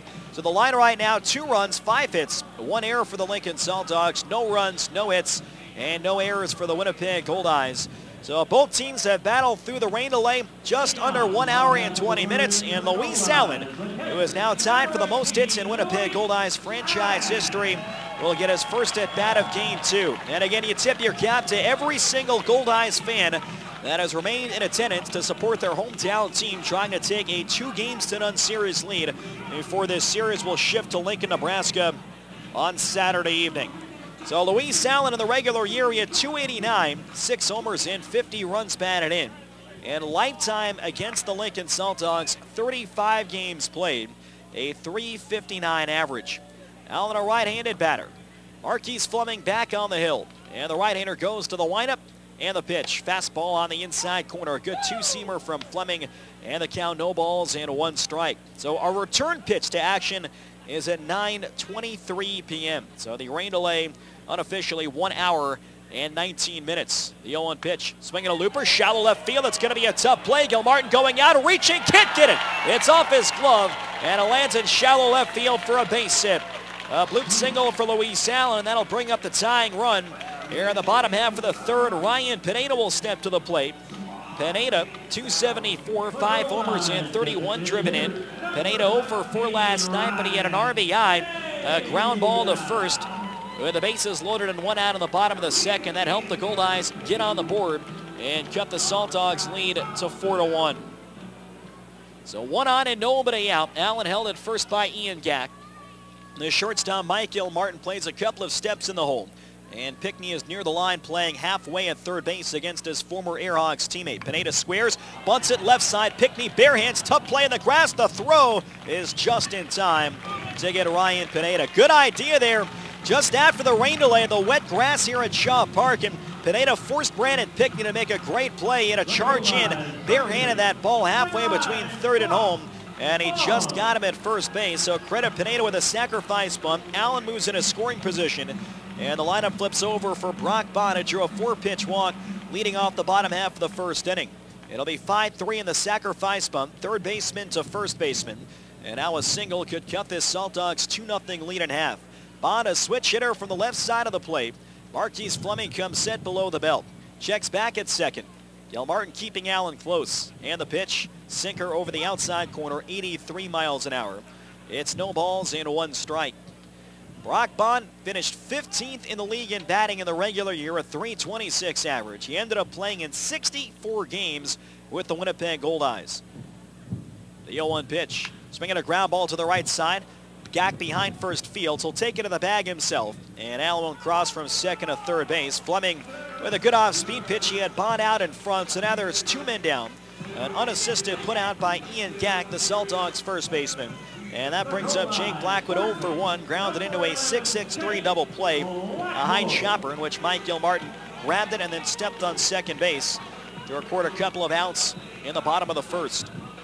So Allen 90 feet from the plate with 2 men down, 2-0 in favor of the Saltdogs. And as he did back in the first, Fleming with a man on third and 2 outs. He will go from a full windup.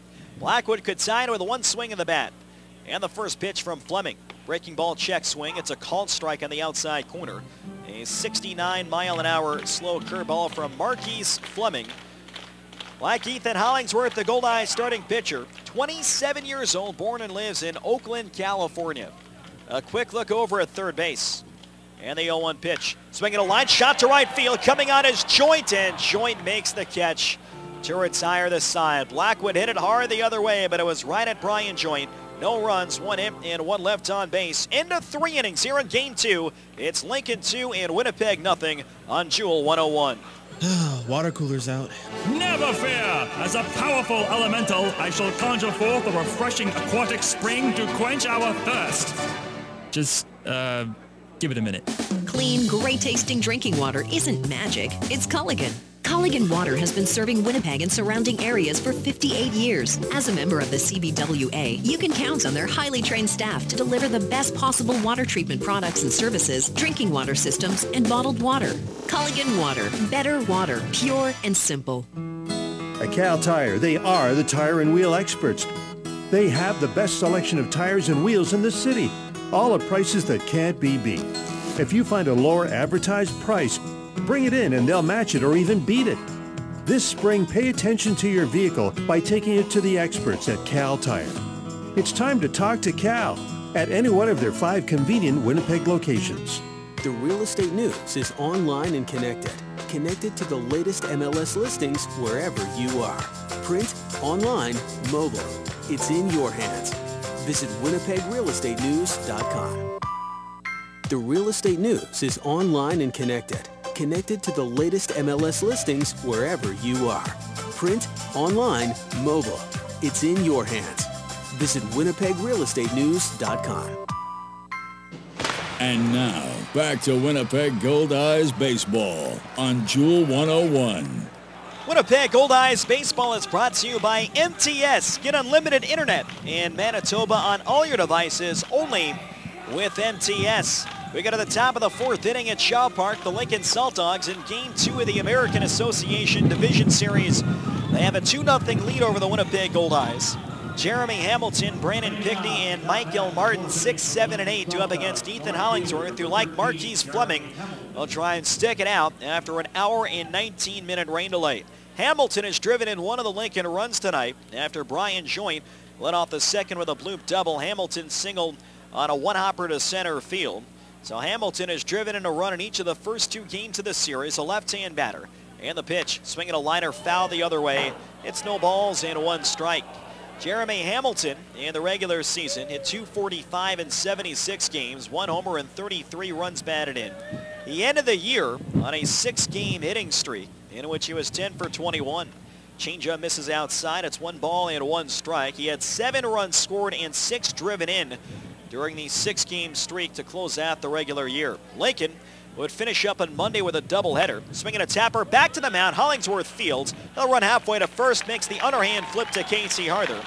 And there's 1 away to start the top half of the 4th inning. So Ethan Hollingsworth induces the comebacker to the mound and gets the leadoff man for a 2nd time in 4 innings. Brandon Pickney steps to the plate. Pickney 0 for 1. He fly to center in his first at bat.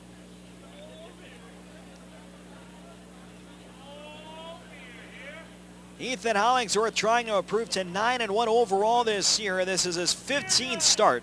It's 2 runs, 5 hits, 1 error for Lincoln. No runs, 1 hit, and no errors for Winnipeg. Hit in the air to center. Coming on Abercrombie. Reaches, slides, and makes the catch for the 2nd out. And hope that Abercrombie is all right. He had an awkward slide in shallow center. He slid sideways, but his body was moving towards the plate and takes away a single from Brandon Pickney. Great play by Abercrombie. And there's 2 outs and nobody on in the top half of the 4th inning. So Reggie comes up big with his glove after doing it with his bat and wheels last night. 2 outs and nobody on. Here's the shortstop, Mike Gilmartin. He grounded into an inning-ending double play in the top half of the 2nd. The first pitch from Hollingsworth. Fastball misses high and outside. 1 ball and no strikes. 2-0 Lincoln in the top of the 4th. Game 3 of this series scheduled for Saturday in Nebraska's capital city. The 1-0 pitch. Swing and a miss. Nasty changeup. It's 1 ball and 1 strike. Lincoln, Nebraska, Haymarket Park, one of the jewels of the American Association. And home to the Saltdogs over the last 14 years. Game 3 will be Saturday evening at 6:05. The 1-1 to Gilmartin. Swinging a ground ball towards the middle, base hit through to center field. So Mike Gilmartin able to wait back at a changeup, 79 miles an hour. A hard grounder back through the box. And that'll bring up Tyler Smith, who had a line drive double into the slicing wind to lead off the top of the 3rd. He would later score in the RBI single from Matt Forgatch. Runner at first and 2 men down. The out-of-town scoreboard is brought to you by Manitoba Blue Cross, the color of caring. In Game 2 of the Division Series down south, the Laredo Lemurs lead the Wichita Wingnuts 2-0. They're in the top of the 5th. Laredo trying to split the 2 games in Texas. First pitch, and it's a sinker on the outside corner. Hollingsworth coming right after Tyler Smith. The count is no balls and 1 strike. Wichita won Game 1 last night 4-2. An overturned double call that became a homer proved to be the difference in the top of the 8th. The 0-1 pitch punched foul off to the right side, and the count is no balls and 2 strikes on Tyler Smith. Mike Gilmartin, pretty good speed over on first base. 4 steals and 5 attempts in the regular year. Bell Nieves, who was an all-star for the Grand Prairie Airhogs, reacquired by Wichita earlier in August. At a homer to center field, initially ruled a double, the call then overturned. Check swing, breaking ball low and outside. Appeal at first, no go, says Marty Bauer. And it's now 1 ball and 2 strikes. From the reports from the Laredo newspaper, Nick Van Straten, the all-star center fielder for the Lemurs, did admit that the ball cleared the regular fence, so it was indeed a home run. The Lemurs were a little upset that the umpires changed the call, though, without any sort of video replay evidence. The 1-2 pitch, low and outside. That one bounces away from Allen. It'll go to the screen, and Gilmartin will take second base. Hollingsworth will be charged with a wild pitch. And now it's a runner on second and 2 men down, and a 2-ball, 2-strike count on Tyler Smith. Smith on the season at .241 with men in scoring position, drove in 16 over 50 games played. He's trying to help the Saltdogs cash in with 2 outs for a 2nd straight inning. 2-0 Lincoln, top of the 4th. Gilmartin on second and 2 away. 2-2 on Tyler Smith. Here's the set from Hollingsworth. And the pitch. Swing and a miss. Got him on a curveball. The inning is over. Ethan Hollingsworth strands a runner on second. He picks up his first strikeout of the night. No runs, a hit, and 1 left on base. Middle of the 4th inning at Shaw Park. It's 2-0 Lincoln on Jewel 101. Hi, this is Ivan Saper, owner of Saper Agencies. We offer personal, business, automobile, and travel health insurance. But it's how we sell that makes us different. We strive to remain on the cutting edge of technology and product innovations. We promise you quick, efficient, and effective solutions and 100% satisfaction. See us today, and we'll find you the right solution at the right price. Remember, your best insurance policy is our experience. Saper Agencies, 2188 McPhillips. Call 694-6787. While there is no known cure for ALS, there is hope. The ALS Society of Manitoba supports families affected by ALS. Their client services coordinator works with your family to determine your needs, and the Brummett-Feasby ALS House provides 24-hour care designed to specifically meet the needs of people living with ALS, because hope is important in the lives of those affected by ALS. The ALS Society of Manitoba. They help their people every way they can. Visit alsmb.ca. The new Jewel 101 is your official source for everything Winnipeg Goldeyes. Tune in as we broadcast the games on air this baseball season. Listen live online at jewel101.com. And stay tuned for station exclusives, contests, and giveaways, including your chance to see the Winnipeg Goldeyes live in action. Jewel 101, the official radio home of the Winnipeg Goldeyes. For more Goldeyes news, schedules, and information, check out the all-new jewel101.com. And now, back to Winnipeg Goldeyes baseball on Jewel 101. 2-0 Lincoln, bottom of the fourth in Game 2 at Shaw Park. Trades and transactions are brought to you by Prairie Safety Surfacing. Bounces like rubber, wears like a rock. Prairie Safety Surfacing, your authorized rubber rock dealer for Manitoba. Visit them at prairieSafetySurfacing.com. Quiet day for Moose here on September 4th, a Thursday across the globe. The Sioux Falls Canaries then exercise the options on a number of key players from their 2014 roster. Tyler Kuhn leads off against Marquise Fleming, and the first pitch, change up on the outside corner. No balls and a strike. Kuhn drew a walk, and he would take third on a throwing error from Fleming in the opening inning. But it was eventually stranded 90 feet from the plate. Kuhn, a left-hand batter. The 0-1 pitch, swing and a miss at a changeup down low. So it's no balls and 2 strikes. Kuhn, Harther, and Abercrombie 3, 4, and 5. The Canaries did also make a significant announcement. The Canaries earlier today announced that the contract for manager Steve Shirley will not be renewed for 2015. The 0-2, breaking ball outside, 1 ball and 2 strikes. So we certainly wish all the best to Steve Shirley moving forward. One of the real good guys around the American Association, a former Major League pitcher with the Los Angeles Dodgers. And he had been the manager for the Sioux Falls franchise over the last 8 years, beginning in 2007. The 1-2 pitch, swinging a high fly, pretty deep right field. On the run is Joint, going back towards the track. Forgatch to his left, he reaches, and Forgatch makes the grab, reaching high above his shoulder. So Kuhn drilled it to right center field, but it stayed up just long enough for Matt Forgatch to make a nice running play in right center. 1 out and nobody on for Casey Harther, grounded out to second base his first time up. Shirley, of course, was a pitching coach for several years here in Winnipeg under Rick Forney before taking over the Sioux Falls Canaries. He guided the Canaries to a championship in 2008, the only championship in their 22-year history. Harther takes a breaking ball down low, and it's 1 ball and no strikes. They would return to the championship series in their first year known as the Pheasants in 2010. Reggie Abercrombie was a big part of that. Since then, the Canaries have had 4 last-place finishes in the North. The 1-0 pitch, swinging a line drive, base hit beyond the reach of Gilmartin. Mike Gilmartin made a falling attempt to his right, but that base hit gets through to left field, and the Goldeyes will bring the tying run to the plate. So Reggie Abercrombie gets tied with a 1 swing, 0 for 1 tonight. Grounded out to shortstop in the bottom half of the second. Abercrombie led the Goldeyes with 19 homers in the regular year, and those are 5th best in the league. He was also 6th in the league with 74 RBIs. So Harther on first, held by Ian Gack, with 1 away in the bottom of the 4th inning.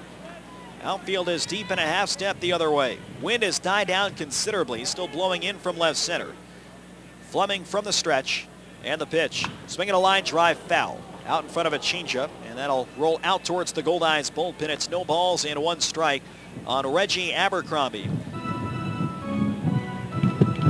So it'll be interesting to see who the Canaries bring on as their manager for 2015 and beyond, as they look to return to contention. Abercrombie, during those 2010 playoffs with the Pheasants, he had 308 in 6 games, 8 for 26. Crowds the plate, the 0-1 pitch. Ground ball out to second, tough hop. It's fielded by Nunez, goes to second for 1. Gilmartin to first, a low throw, but Gack digs it out, and the inning is over. 4-6-3 in the double play, no runs, 1 hit, and nobody left on base. And at the end of 4 here at Shaw Park, it's 2-0 Saltdogs on Jewel 101. CIBC and the Winnipeg Goldeyes have partnered to fight cancer. On Sunday, October 5th, CIBC and Goldeyes employees, friends, and family will be running in communities across Canada for a future without breast cancer. Shaw Park, the home of the Winnipeg Goldeyes, will be your local run site for the Canadian Breast Cancer Foundation CIBC Run for the Cure. For more information, to register to run or make a donation, go to CIBC.com. Let's run for a future without breast cancer. Join in Sunday, October 5th at Shaw Park. Here's the pitch, and it's a grand slam! Here they come. Cans, juice boxes, glass and plastic bottles, into the bin! The Winnipeg Goldeyes and Recycle Everywhere want you to swing for the fences and recycle all your empty beverage containers. They're full of potential and have thousands of uses beyond the landfill. Step up to the plate and pitch your drink containers into a recycling bin. Whether you're at home, work, school, or the ballpark, remember to recycle everywhere. Hey, it's Ken, and there's a lot of ground to cover out here on the farm. You gotta stay connected. I'll tell you what Ken would do. Ken would keep a two-way radio all through the day. Prairie Mobile has the Kenwood two-way radios that'll keep you talking. Tough, long range, long battery life, and even hands-free. Two-way radios from Kenwood. It's what Ken would do, and you should too. After the sale, it's the service that counts. Prairie Mobile, your Kenwood authorized dealer. And now, back to Winnipeg Goldeyes baseball on Jewel 101. Top of the fifth inning at Shaw Park, 2-0 in favor of the Saltdogs. Top third due up against Ethan Hollingsworth. 65 pitches over 4 innings. Chad Mazingo, Luis Nunez, and Matt Forgatch. Blackwood plays in on the grass at third. First pitch, sinker on the outside corner for a strike. It's 0-1. There was one other significant transaction. It went in yesterday under September 3rd. It was not on when we reviewed the transactions last night. The 0-1, ground ball up the middle off the mound. Bond reaches, can't get it, base hit through to center field. Lincoln has done a good job hitting the ball up the middle tonight. And it's now their 4th single past the mound and into center field in this ball game. And Mazingo leads things off with a base hit here of the 5th. He'll be a threat to run. In the regular year, Mazingo 21 steals, tied for 11th in the league. He was only caught 3 times. Here's Luis Nunez, 1 for 2, a double in the first, grounded to third base in the third. Again, Blackwood playing close at third base. Mazingo getting an average lead held by Casey Harder over at first. Nunez, a right-hand batter. He stands on top of the plate. Allen setting up outside. Hollingsworth delivers. Breaking ball on the outside corner at the knees. Bit of a lower call from Sam Birch, and the count is 0-1. To complete the trade from August 22nd, in which the St. Paul Saints sent All-Star Henry Wrigley to the Gary South Shore Railcats in exchange for 2 players to be named later. The 0-1. Bunted at, and it's fouled off behind the plate. It's 0-2. A late bunt attempt by Luis Nunez. And now he falls behind, no balls and 2 strikes. The Railcats have completed that deal. They have sent Dustin Crenshaw, an all-star right-hander who finished among the league leaders in ERA. He was 4th at 3.16, as well as left-hand batting outfielder Josh Romanski. The 0-2, swinging a line drive, base hit through the left side. So on 0-2, Luis Nunez, it's a curveball to left field. That'll advance Chad Mazingo to second base. So twice in this ball game, Nunez has come through with a hit and an 0-2 count. And now with Matt Forgatch stepping up, we'll see what Ken Obergfell opts to do. He flashes the signs from third. In a lot of situations you might bunt. However, a sac bunt here might prompt the Goldeyes to intentionally walk Ian Gack, who is waiting on deck. So a lot of speed. Mazingo on second, Nunez on first, and no one down. Forgatch 1 out of 2 with an RBI single. The Goldeyes anticipate a bunt. Blackwood at third and Harder at first playing in. Hollingsworth is ready. And the pitch, he squares, fastball high, and he pulled back in time. It's 1-0. So a pretty good haul there for Henry Wrigley. A great starting pitcher in Dustin Crenshaw. And a bat that, well, Romanski doesn't have the power that Henry Wrigley does. He certainly hit for a good average, got on base, and played a good left field with a strong arm this season for the Gary South Shore Railcats. And the Saints are still owed 6 more players to be named later. 1-0 the count. And the pitch, Forgatch squares. That fastball taken just high and outside, and the count is 2-0. Ian Gack is the on-deck hitter for the Lincoln Saltdogs. Lincoln with a threat in the top half of the 5th. They already have a 2-0 lead. Forgatch good bat control. The corner stay in. He's given himself up. See if the bunt is still on with a 2-0 count. Hollingsworth comes set. And the 2-0 pitch, he squares, bunts it hard to the left side. Blackwood's going to let it go foul. So it's 2 balls and 1 strike. And the runners have to head back. Mazinga to second and Nunez to first. 2 runs, 8 hits, 1 error for the Lincoln Saltdogs. No runs, 2 hits, and no errors for the Winnipeg Goldeyes. The in-game line score is brought to you by Culligan Water. Better water, pure and simple. Culligan Water has been locally owned and operated since 1956, serving Winnipeg and the surrounding areas. Contact them at drinkculligan.com. 2 on and nobody out. 2-1 on Matt Forgatch. Hollingsworth is set. A turn and a throw to second base. And just getting back safe is Chad Mazingo. Good pickoff attempt by Ethan Hollingsworth. He wheeled around to his backside and made an accurate toss to Tyler Kuhn, who snuck in behind Chad Mazingo.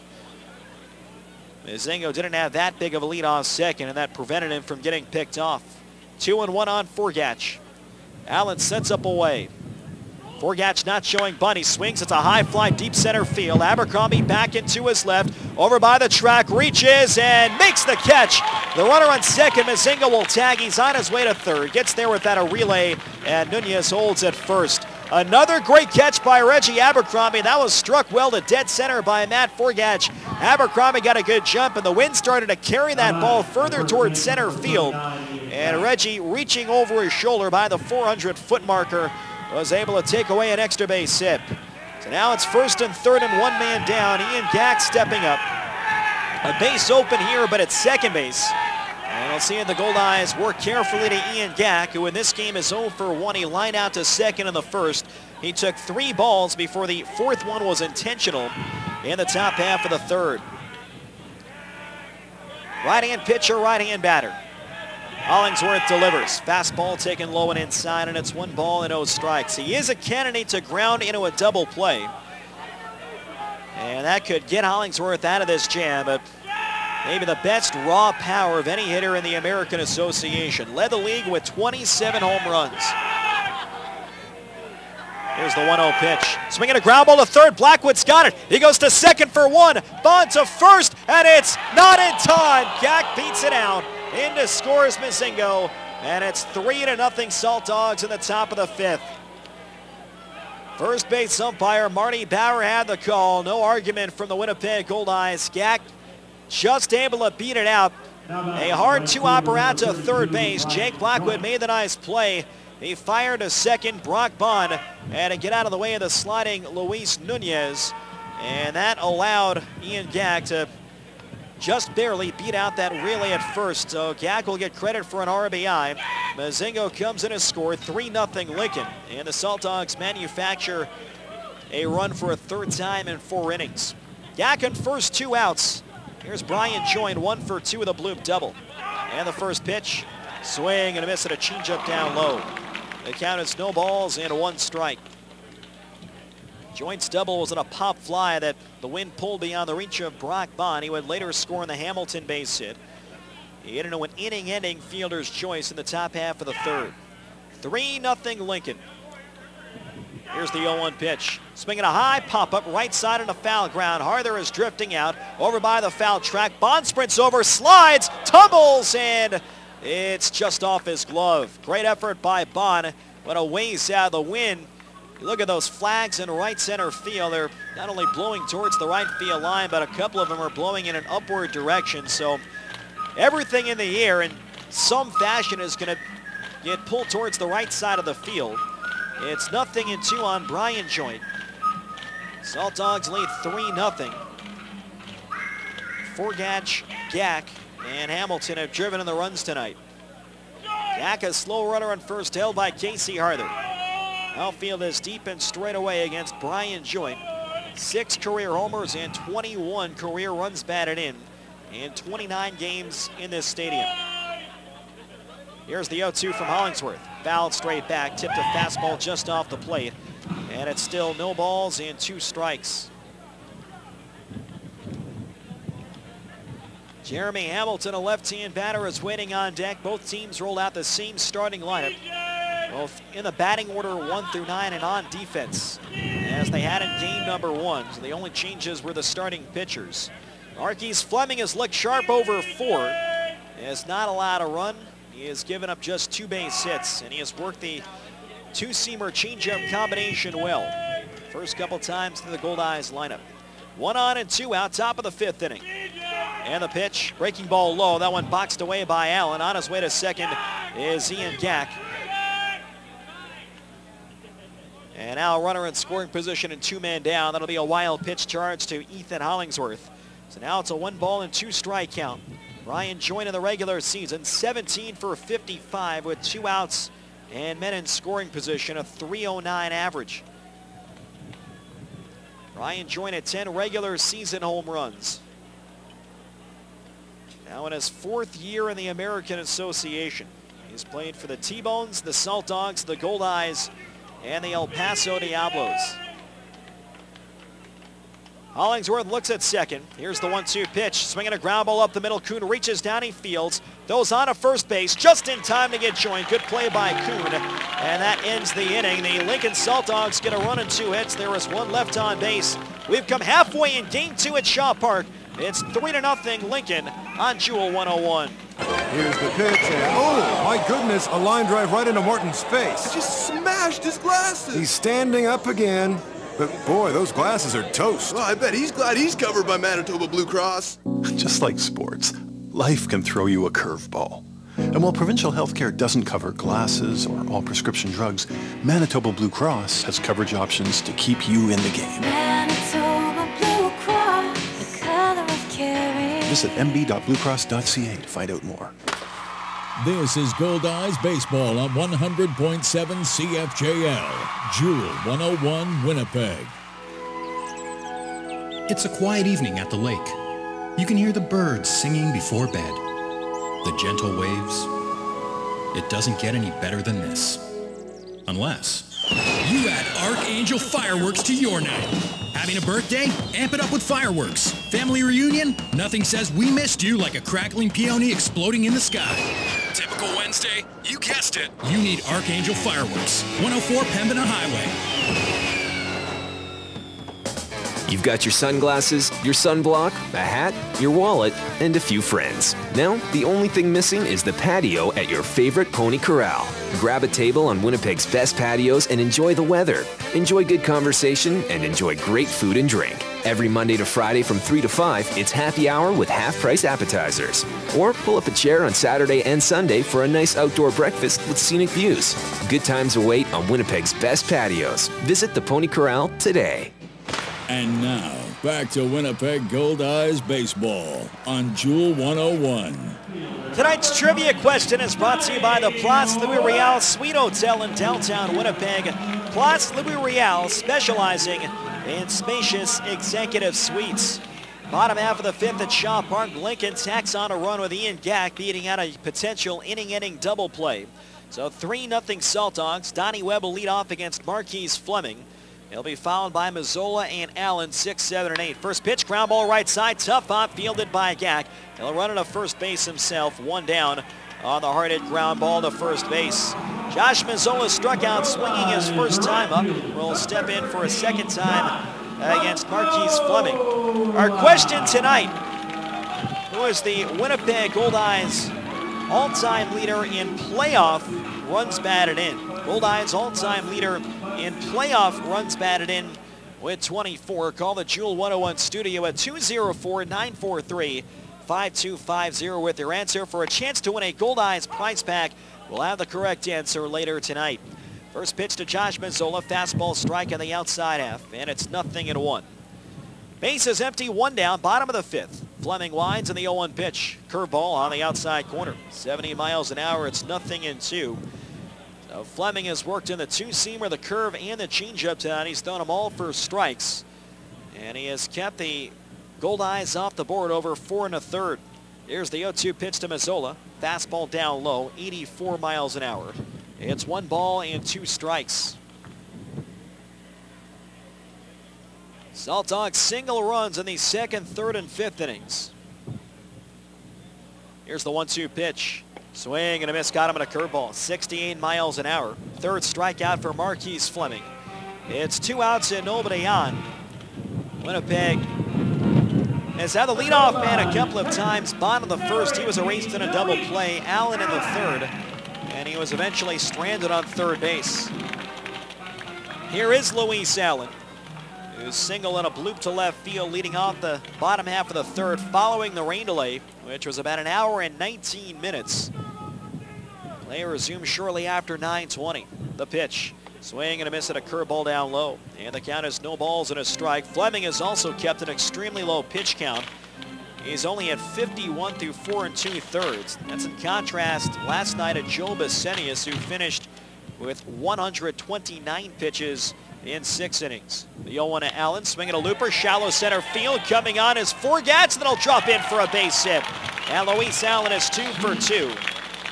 So that prevents Fleming from getting a 1-2-3 inning. A 2-out single brings up Ryan Pineda, who was credited with a sacrifice bunt after Allen led off the third with a base hit.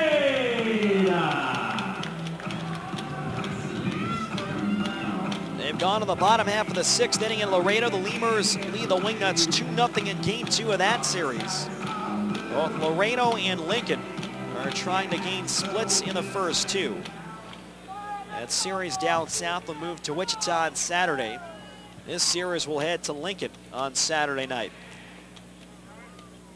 First pitch to Ryan Pineda. Fastball low and inside, 1-0.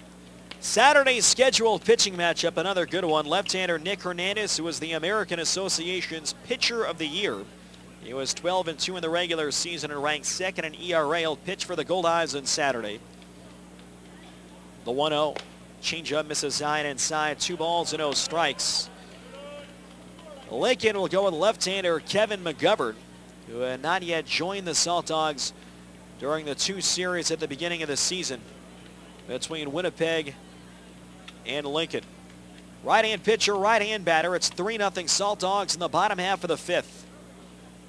Fleming's 2-0 to Pineda. Swinging a line shot down the left field line. This ball's going to drop in for a base hit. Hamilton to cut it off. Allen makes a wide turn, as does Pineda, and both have to scamper back. So the Goldeyes have first and second and 2 away. A couple of 2-out hits from the bottom of the order. Allen and Pineda will send it back to Brock Bond at the top. They'll represent the tying run. Let's see if Winnipeg can get at least one on the board here in the last of the 5th inning. Bond is 0 for 1. He has walked and grounded out to first base. Sunday's game, which right now is still if necessary. That'll be at 5:05. Matt Jackson will take on right-hander Zach Vars, who the Goldeyes did see earlier in the year. And then Monday would be the decisive Game 5 that got that far. Chris Salamita against Joe Bissenius. The first pitch to Bond, swing and a miss at a changeup. It's no balls and 1 strike. That would also be scheduled for 6:05 p.m. And the winners of the 2 divisional rounds will meet up in the American Association Championship Series that is set to begin next Wednesday. Here's the 0-1 pitch. Breaking ball low and outside. 1 ball and 1 strike. Home field in the championship round is fixed, so whichever team in the championship matchup has the better regular season winning percentage, they will host the final 3 games. Here's the 1-1 pitch and a high pop-up on the left side of the infield. Moving over is Pickney, reaches over and makes the catch. The inning is over. So Fleming gets around the back-to-back 2-out singles, no runs, 2 hits, and 2 left on base. 5 in the books at Shaw Park. It's 3-0 Saltdogs and Jewel 101. Hey, it's Ken, and there's a lot of ground to cover out here on the farm. You got to stay connected. I'll tell you what Ken would do. Ken would keep a 2-way radio all through the day. Prairie Mobile has the Kenwood 2-way radios that'll keep you talking. Tough, long range, long battery life, and even hands-free. 2-way radios from Kenwood. It's what Ken would do, and you should too. After the sale, it's the service that counts. Prairie Mobile, your Kenwood authorized dealer. Nothing foggy, nothing to hide. Everything is crystal clear with Duraco windows. Duraco windows are built to last a lifetime, and they guarantee it 100% with their true lifetime warranty. Feel confident that should a seal fail, a lock break, or a weld crack, you are completely covered. A big investment should be backed big time, so know what you're getting right from the start. The choice is clear. Duraco windows. Go to Duraco.com now to book a free consultation. Nice day. Want a drink? Yeah, sure. Pass me a Pepsi. Whoa! Do you hear that? Open your Pepsi.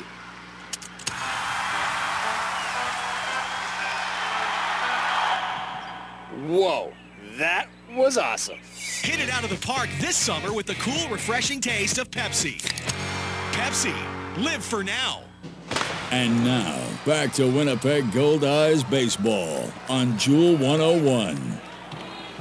Winnipeg Goldeyes baseball is brought to you by MTS. Get unlimited internet in Manitoba on all your devices only with MTS. So Marquise Fleming has worked through 5 shutout here in Game 2. The Saltdogs lead the Goldeyes 3-0. We go to the top of the 6th. Jeremy Hamilton, Brandon Pickney, and Mike Gilmartin, 6, 7, and 8, due up against Ethan Hollingsworth. Hamilton 1 for 2, an RBI single in the 2nd. And he was retired on a comebacker to Hollingsworth leading off the top of the 4th. Hamilton, a left-hand batter, has played left field in the first 2 games of this series. He can also play first, and he is above average defensively at both of those positions. First pitch on the way, swinging a tapper, back to the mound. Hollingsworth has it, makes the underhand flip to first, and Hamilton is retired on 1 pitch to begin the top half of the 6th inning. So Ethan Hollingsworth, a first pitch changeup, and Hamilton tapped it back in front of the pitcher's mound. Brandon Pickney now stepping to the plate. Pickney 0 for 2, a couple of flyouts to Reggie Abercrombie in center field. So Hollingsworth has kept the Goldeyes in the ballgame. On the other side, Winnipeg trying to figure out the 27-year-old right-hander Marquise Fleming, who is throwing well against Winnipeg for a 3rd time in as many starts this year. 1 out and nobody on base. The first pitch, sinker over the inside half. No balls and 1 strike. Hollingsworth has kept a manageable pitch count. That was his 83rd in 5 1/3 innings. Here's the 0-1 pitch. Swing and a miss and a breaking ball in the dirt. Had him way out in front of the count. Is 0-2. Lincoln, they have Marshall Schuler, the American Association Reliever of the Year. He set a league record with 34 saves. The 0-2 grounded to the left side. 2 outs fielded by Blackwood. Turns and throws to first. In time to get Pickney. A couple of ground ball outs for Ethan Hollingsworth, and it's 2 outs, nobody on base for the shortstop, Mike Gilmartin. Gilmartin is 1 for 2 with a single, and he has grounded into a double play. Schuler, though, did finish with an ERA over 4. And he mentioned this last night, the Saltdogs' collective bullpen numbers this year, an ERA of 4.71. The Goldeyes, in contrast, their team bullpen's ERA was at 3.61, more than a run better. Here's the windup and the first pitch to Gilmartin. Swinging a ground ball towards the hole, base hit through to right field. So Gilmartin may have been sitting off speed in the first pitch. Hits one hard between first and second. He's now 2 out of 3. And Gilmartin is on board with 2 men down for the catcher, Tyler Smith. Tyler Smith is 1 out of 2, a double and a run scored in the 3rd. He was struck out by Hollingsworth in the 4th inning. Now it's the 9th inning of the ball game for the Lincoln Saltdogs. This one came on the ground. I mentioned they've gone up the middle 4 different times. So Gilmartin, the runner on first, held by Casey Harther, infield to the left side against Smith. The pitch lined the other way, and that's a base hit as Gilmartin had a duck to avoid getting hit by that low liner. Mazzola will play it back in, and a couple of aggressive swings from Gilmartin and Smith have set up first and second and 2 men down. Tyler Smith is now 2 out of 3. Based on where Gilmartin was following his secondary lead when Smith hit that ball the other way, Gilmartin literally had a duck out of the infield dirt to avoid getting struck, and obviously have to do that if he gets struck by a batted ball as a runner, and the runner is automatically out. Back to the top for Chad Mazingo. He is 1 for 3 with a single and a run scored. Grounds it up the middle. Another tough play. Bond circles over. He's got it. Flips to second, and it's just in time to force out Tyler Smith. So Hollingsworth gets around a couple of 2-out singles. No runs, 2 hits, and 2 left on base. Middle of the 6th at Shaw Park. It's 3-0 Lincoln on Jewel 101. Things you'll never hear a Cambrian Credit Union member say. Oh, I just love paying service fees. My high mortgage rate is amazing. Yes, I'll pay $1.50 to use this ATM. With Cambrian Credit Union's great rates and free banking through the UNFI, Cambrian members won't say these things. With a full range of hassle-free financial services, they're here for Manitobans. Cambrian Credit Union, building strong financial foundations for making dreams come true. The rebates are back! The rebates are back! What? The rebates from Reliance Superior Heating and Air Conditioning are back, and I'm not missing out on the great savings this year. The rebates from Reliance are back by popular demand. Right now, when you buy a high-efficiency Lennox furnace and air conditioner from Reliance, you get $2,000 back in rebates. Call Reliance Superior Heating and Air Conditioning now at 204-697-5666 or hurry over to RelianceSuperior.ca today. Some conditions apply. Cheers to the NSA slow pitch team whose uniforms are not uniform at all. Cheers to the times where more prep goes into playing after the game than playing in it. Cheers to the team who carries the cooler to the bench first and then maybe goes back to the van for the bats, balls, and gloves. Cheers from the Bud family, Budweiser, Bud Light, and Bud Light Lime. Proud sponsors of your Winnipeg Goldeyes and every NSA slow pitch team in Winnipeg. Go get 'em! And now, back to Winnipeg Goldeyes baseball on Jewel 101. Bottom of the 6th inning at Shaw Park. Ethan Hollingsworth has kept the Goldeyes in it over 6. It is 3-0 though in favor of Lincoln. The Goldeyes setting up the big bats. Jake Blackwood, Tyler Kuhn, and Casey Harder 2, 3, and 4 trying to scratch out some offense against tough right-hander Marquise Fleming, a 10-game winner and an American Association All-Star. Blackwood tonight is 0 for 2. Rounded into a double play in the first and hit a hard line shot to right in the third that was right at Brian Joynt that helped the Saltdogs prevent Luis Allen scoring from third at the time. So Jake Blackwood stepping in over his final 39 regular season games. Blackwood at .392. And it was a big reason why the Goldeyes were able to win 16 of their final 21 games. Winnipeg leads this best-of-5 series 1-0. Here's the first pitch. Sinker misses just outside. Not a bad pitch from Marquise Fleming. And the count is 1-0 strikes. Goldeyes need a couple of base runners to get the tying run of the plate. Not quite the later innings yet. Here's the 1-0 pitch. Blackwood dribbles one on the ground to the right side. It's going to go foul. Now it came off the hands of the bat, rolled softly about 2/3 of the way along the line before kicking to the right. And Gack will toss that out of play, and the count is 1-1. Blackwood, a lot of his best work came in this ballpark. He had .379 at Shaw Park this season. He'll try and get the Goldeyes sparked in the bottom half of the 6th.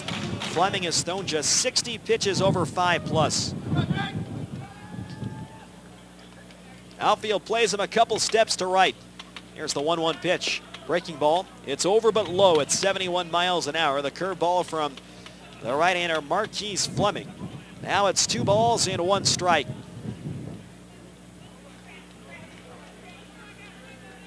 Right-hander against right-hander. And the 2-1 of Blackwood. Fastball low and outside, 3-1. Fleming has walked 2, but both of those came in the bottom half of the first. Brock Bond and Tyler Kuhn drew walks. He has not walked anyone since. In fact, this is only the second 3-ball count he's gone to since the 2 walks in the first. The 3-1. Low, ball 4, leadoff walk. Good start here for Winnipeg. So Marquise Fleming trying to pound the bottom of the zone. Missed low with 4 pitches during that at-bat. And that'll bring up Tyler Kuhn. He's 0 for 1. Mentioned the walk in the opening inning. He flied out to center in the bottom half of the 4th.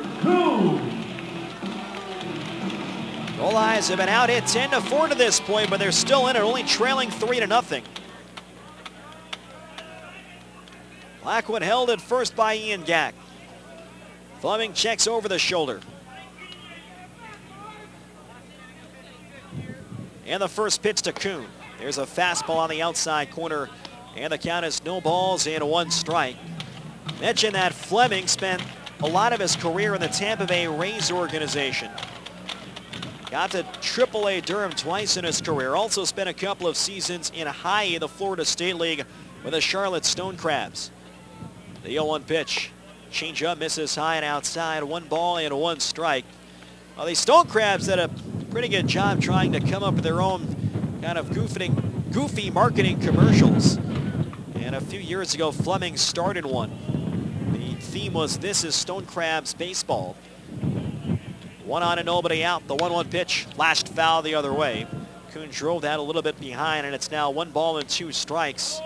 And the commercial segment lasted about 1 minute. It featured Fleming in his Stone Crabs uniform, making photocopies in the Stone Crabs front office, and he was running off the K cards that you'll often see to signify a strikeout for a pitcher at home. Runner goes, the 1-2 pitch, line shot to right field, coming on his joint, he makes the catch. Blackwood's got to scramble back. Here's a throw, it's off the mark. Blackwood slides, safe at first base. The ball broke off the glove of Ian Gack. So in a 1-2 count, Blackwood took off and Kuhn ripped it to right field, but for a second time, Brian Joint was in perfect position. And Blackwood was almost all the way at second and a scramble back over to first base. And fortunately, Joint still broke off Gack's glove, and Blackwood was able to get back in time. So Casey Harther steps up 1 for 2 with a ground out to second and a single to left field. 1 on and 1 out. We're in the bottom half of the 6th. Marquise Fleming comes set. And the first pitch to Harther. Swinging a ground ball, 1-upper, diving stop by Pickney, throws high to second, and Blackwood is safe. No throw to first by Luis Nunez, and everybody is safe. First and second, and 1 man down. That'll be an infield single for Casey Harther. A heck of a play by Brandon Pickney behind the third base bag that was ripped towards the line, and Pickney diving across his body took away what would have been a double. He got up and fired high to second base. It forced Nunez to jump, and that allowed Jake Blackwood to slide in safe at second base. So now Reggie Abercrombie will step up, and he represents the tying run. To finish that, note about the Stone Crabs commercial featuring Marquise Fleming from a few years ago as he's running off what ends up being an unusually high amount of those K cards, probably about 20 or 30 by the end of the commercial. The joke is that there are a number of front office members from the Stone Crabs that come in and want to use the copier and obviously can't because Fleming is trying to print out K cards that he is presumably going to use for himself in that game. First and second and 1 away. And the pitch. Swinging a high fly ball down the left field line. That's going to hook foul. Reggie Abercrombie out in front of an off-speed pitch. Barreled that up and almost tied the game. It's no balls and 1 strike. Reggie can change this with 1 swing. 3 runs, 10 hits, and 1 error for the Lincoln Saltdogs. No runs, 5 hits, and no errors for the Winnipeg Goldeyes. A number of diehards have stuck through the tough weather. And an hour and 19-minute rain delay right now, just 12 degrees Celsius in downtown Winnipeg. The 0-1. Way inside of the fastball. And it's 1 ball and 1 strike. Abercrombie grounded a short in the second. He hit the ball hard in the 4th. It was right at the second baseman, Luis Nunez, and resulted in a double play. Lincoln has turned 2 double plays behind Fleming tonight, and now Fleming steps back. He wants a new set of signs from Tyler Smith. Reggie stands back in the box and he crowds home plate. Here's the 1-1. Check swing. Did he hold the appeal at first? No go, says Marty Bauer. Very close check swing. A curveball low and outside. A good block by Tyler Smith to keep Jake Blackwood at second and Casey Harther at first. Winnipeg overcame a 4-run deficit last night. Tonight they are trying to come from 3 runs down. Well, the first inning tonight where Fleming has really had to work hard. Righty against righty. And the 2-1 pitch. Swinging a grounder past the mound. Moving in front, Nunez. He goes to second for 1. Gilmartin to first, and it's dug out by Gack. And in time for the double play. 4-6-3 to win the inning. No runs, 1 hit, and 1 left on base. And at the end of 6 here at Shaw Park, it's 3-0 Saltdogs on Jewel 101. Princess Auto is for the real men. Men who like to get their hands dirty. Men who like to work from the ground up and use the best tools and equipment for the job. Real do-it-yourself men who know an air filter from a fuel pump. Men who walk into Princess Auto and feel like a kid in a candy store. Princess Auto. Everything a man needs to get the job done right. A unique world of equipment, tools, and more. Visit PrincessAuto.com for sales, specials, and more. You had a long night, and you're hardly awake. You need breakfast, but it's 11 o'clock. Does that even matter? Why eat somewhere that tells you you can't have what you want when you want it? Just go to Robin's anytime for their breckwich, made with everything you want, like egg, tantalizing ham, perfect bacon, delicious sausage, and of course melt-in-your-mouth cheese that you can enjoy on a croissant bun, wrap, or bagel, served all day. Only from your hometown hero, Robin's. Fast, fresh, and friendly. My son loves hockey, but after a body check last season, I didn't think he would play. He slid hard into the boards. I was worried. We went to our family chiropractor. He set up a treatment plan, and his care was partly covered by Manitoba Health. Now, my son's back on the ice playing and enjoying every minute, even the practices. Thanks to our chiropractor for making life better. Manitoba Chiropractors, making life better. And now, back to Winnipeg Goldeyes baseball on Jewel 101. Top of the 7th inning at Shaw Park. Winnipeg trailing by a score of 3-0. Marquise Fleming works around a walk and a single in the bottom half of the 6th. And the Saltdogs turn their 3rd double play of the night on defense. Ethan Hollingsworth has thrown 88 pitches over 6. He's going to go back out for the top of the 7th. He'll take on Luis Nunez, Matt Forgatch, and Ian Gack. Winnipeg does have a righty warming up in the bullpen, and it appears to be the side armor Taylor Suet. Nunez is 2 for 3 with a single and a double, and he takes a first pitch breaking ball in the inside half. It's no balls and 1 strike. We'll take a look at the out-of-town scoreboard in this inning, brought to you by Manitoba Blue Cross, the color of caring. Here's the 0-1 pitch. Swinging a high bouncer to shortstop, moving in front Kuhn, backhands, throws to first, and plenty of time to get Nunez 1 away. In Laredo, Texas, tonight at Unitrade Stadium, the Lemurs lead the Wingnuts 3-0. That game is in the top half of the 7th. So Laredo, much like Lincoln tonight, battling to try and even up this series.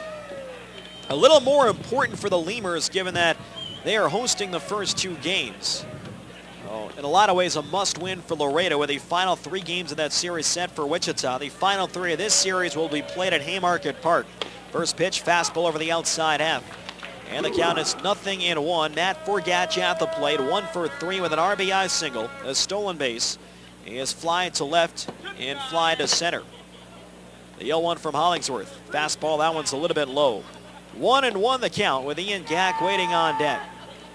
Goldeyes are still within reach. Fleming through 6 shutout innings tonight has thrown just 72 pitches. The 1-1 driven in the air towards left center. Slicing back towards Abercrombie, going back, reaches. That'll be over his head. It bounces off the top of the wall. On his way to second as Forgatch puts on the brakes after making a quick turn.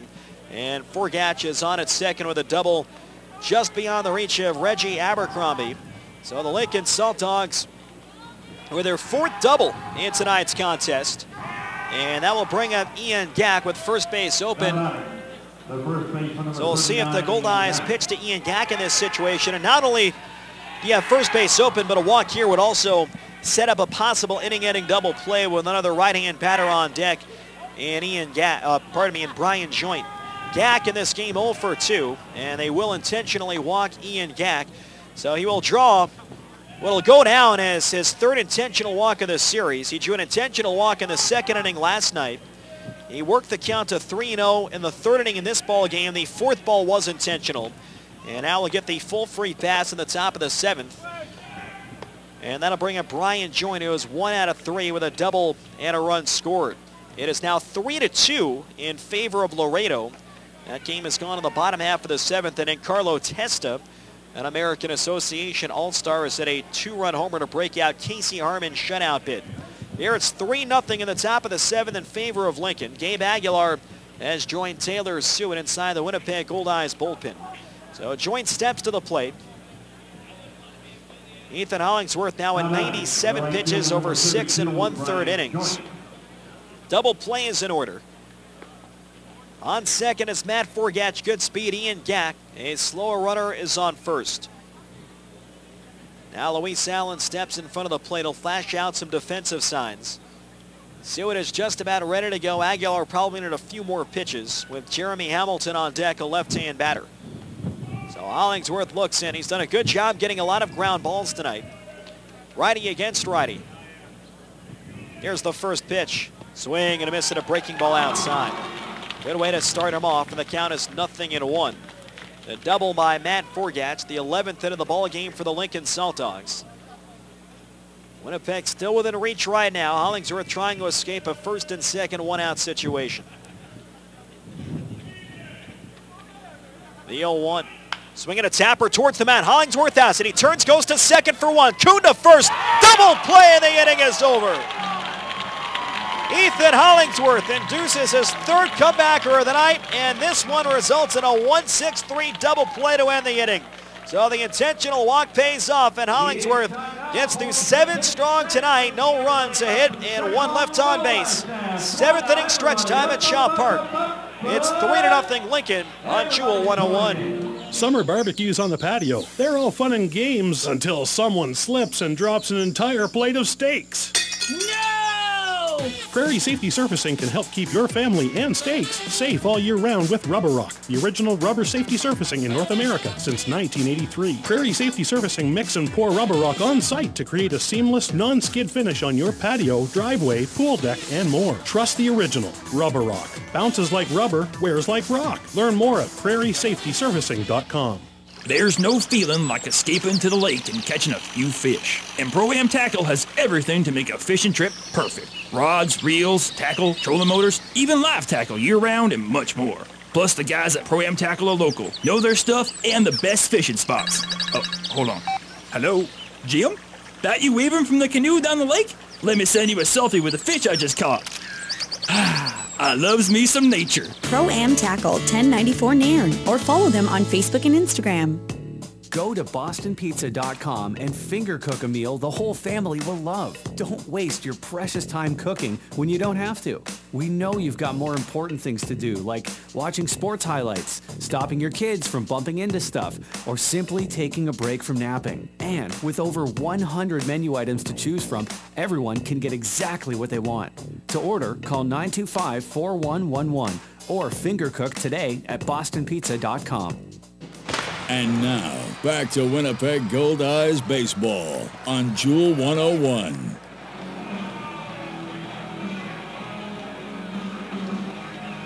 Bottom of the 7th inning at Shaw Park. The Winnipeg Goldeyes have gotten 7 strong to Ethan Hollingsworth, 99 pitches, and he has kept Lincoln to 3 runs.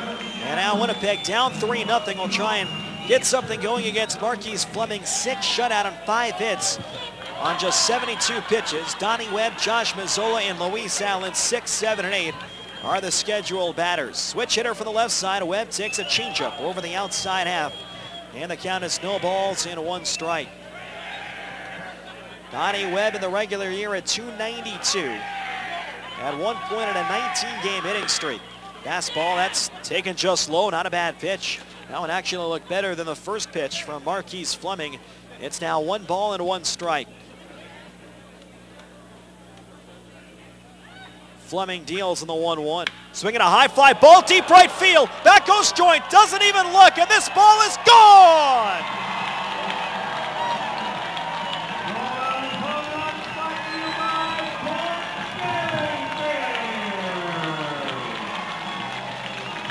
Donnie Webb homers for his 2nd straight night. A no-doubt shot over the right field wall, and the Goldeyes have cut the lead to 3-1 in the bottom half of the 7th. Webb's 2nd homer of this postseason series, his 12th overall of the year. And Brian Joint didn't even bother giving Marquise Fleming the courtesy trot. So let's see if that energizes the Goldeyes in the dugout. Now it's a 2-run ball game. And another power hitter stepping up in Josh Mazzola. First pitch, fastball, that's letter high for a strike. It's 0-1. Mazzola 0 for 2 with a couple of strikeouts. Right-hand batter, wide open stance. Mazzola finished the year in a 9-game hitting streak. Swing and a miss at a curveball away, and the count goes to 0-2. Mazzola had 14 homers in his final 65 games of this season. That home run from Donnie Webb is brought to you by Home Run Sports. We've got you covered from prospect to pro. The 0-2 swing and a miss at a breaking ball in the dirt. It's dug out by Smith, who'll apply the tag. So Marquise Fleming records his 4th strikeout of the night. Luis Allen now steps to the plate. Our Home Run Sports home run winner is Nick Allen. Congratulations, Nick. Stop by Home Run Sports to receive your $20 gift card. Goldeyes fans can enter to win all season long by visiting Home Run Sports, located on Bishop Brandon, 1 block west of La Jamodier. Home Run Sports, get ready for your game. Here's Luis Allen, 2 for 2. And the first pitch, that fastball catches the knees in the outside corner. It's no balls and 1 strike. The defenses in both teams have played well. Lincoln has turned 3 double plays. The Goldeyes have turned 2. And there have been a number of nice plays in the outfield as well. Breaking ball outside, 1 ball and 1 strike. Reggie Abercrombie's made 2 very good catches in center for Winnipeg. Brandon Pickney had the great stop on Casey Harther's ball in the 6th that, while it did turn into an infield single, it prevented a double and possibly saved a run. 1 out and nobody on, bottom half of the 7th. The 1-1 to Allen. High pop-up behind short, a tough play. Going at is Gilmartin onto the outfield grass. Coming on Forgatch, Gilmartin reaches down and makes the play.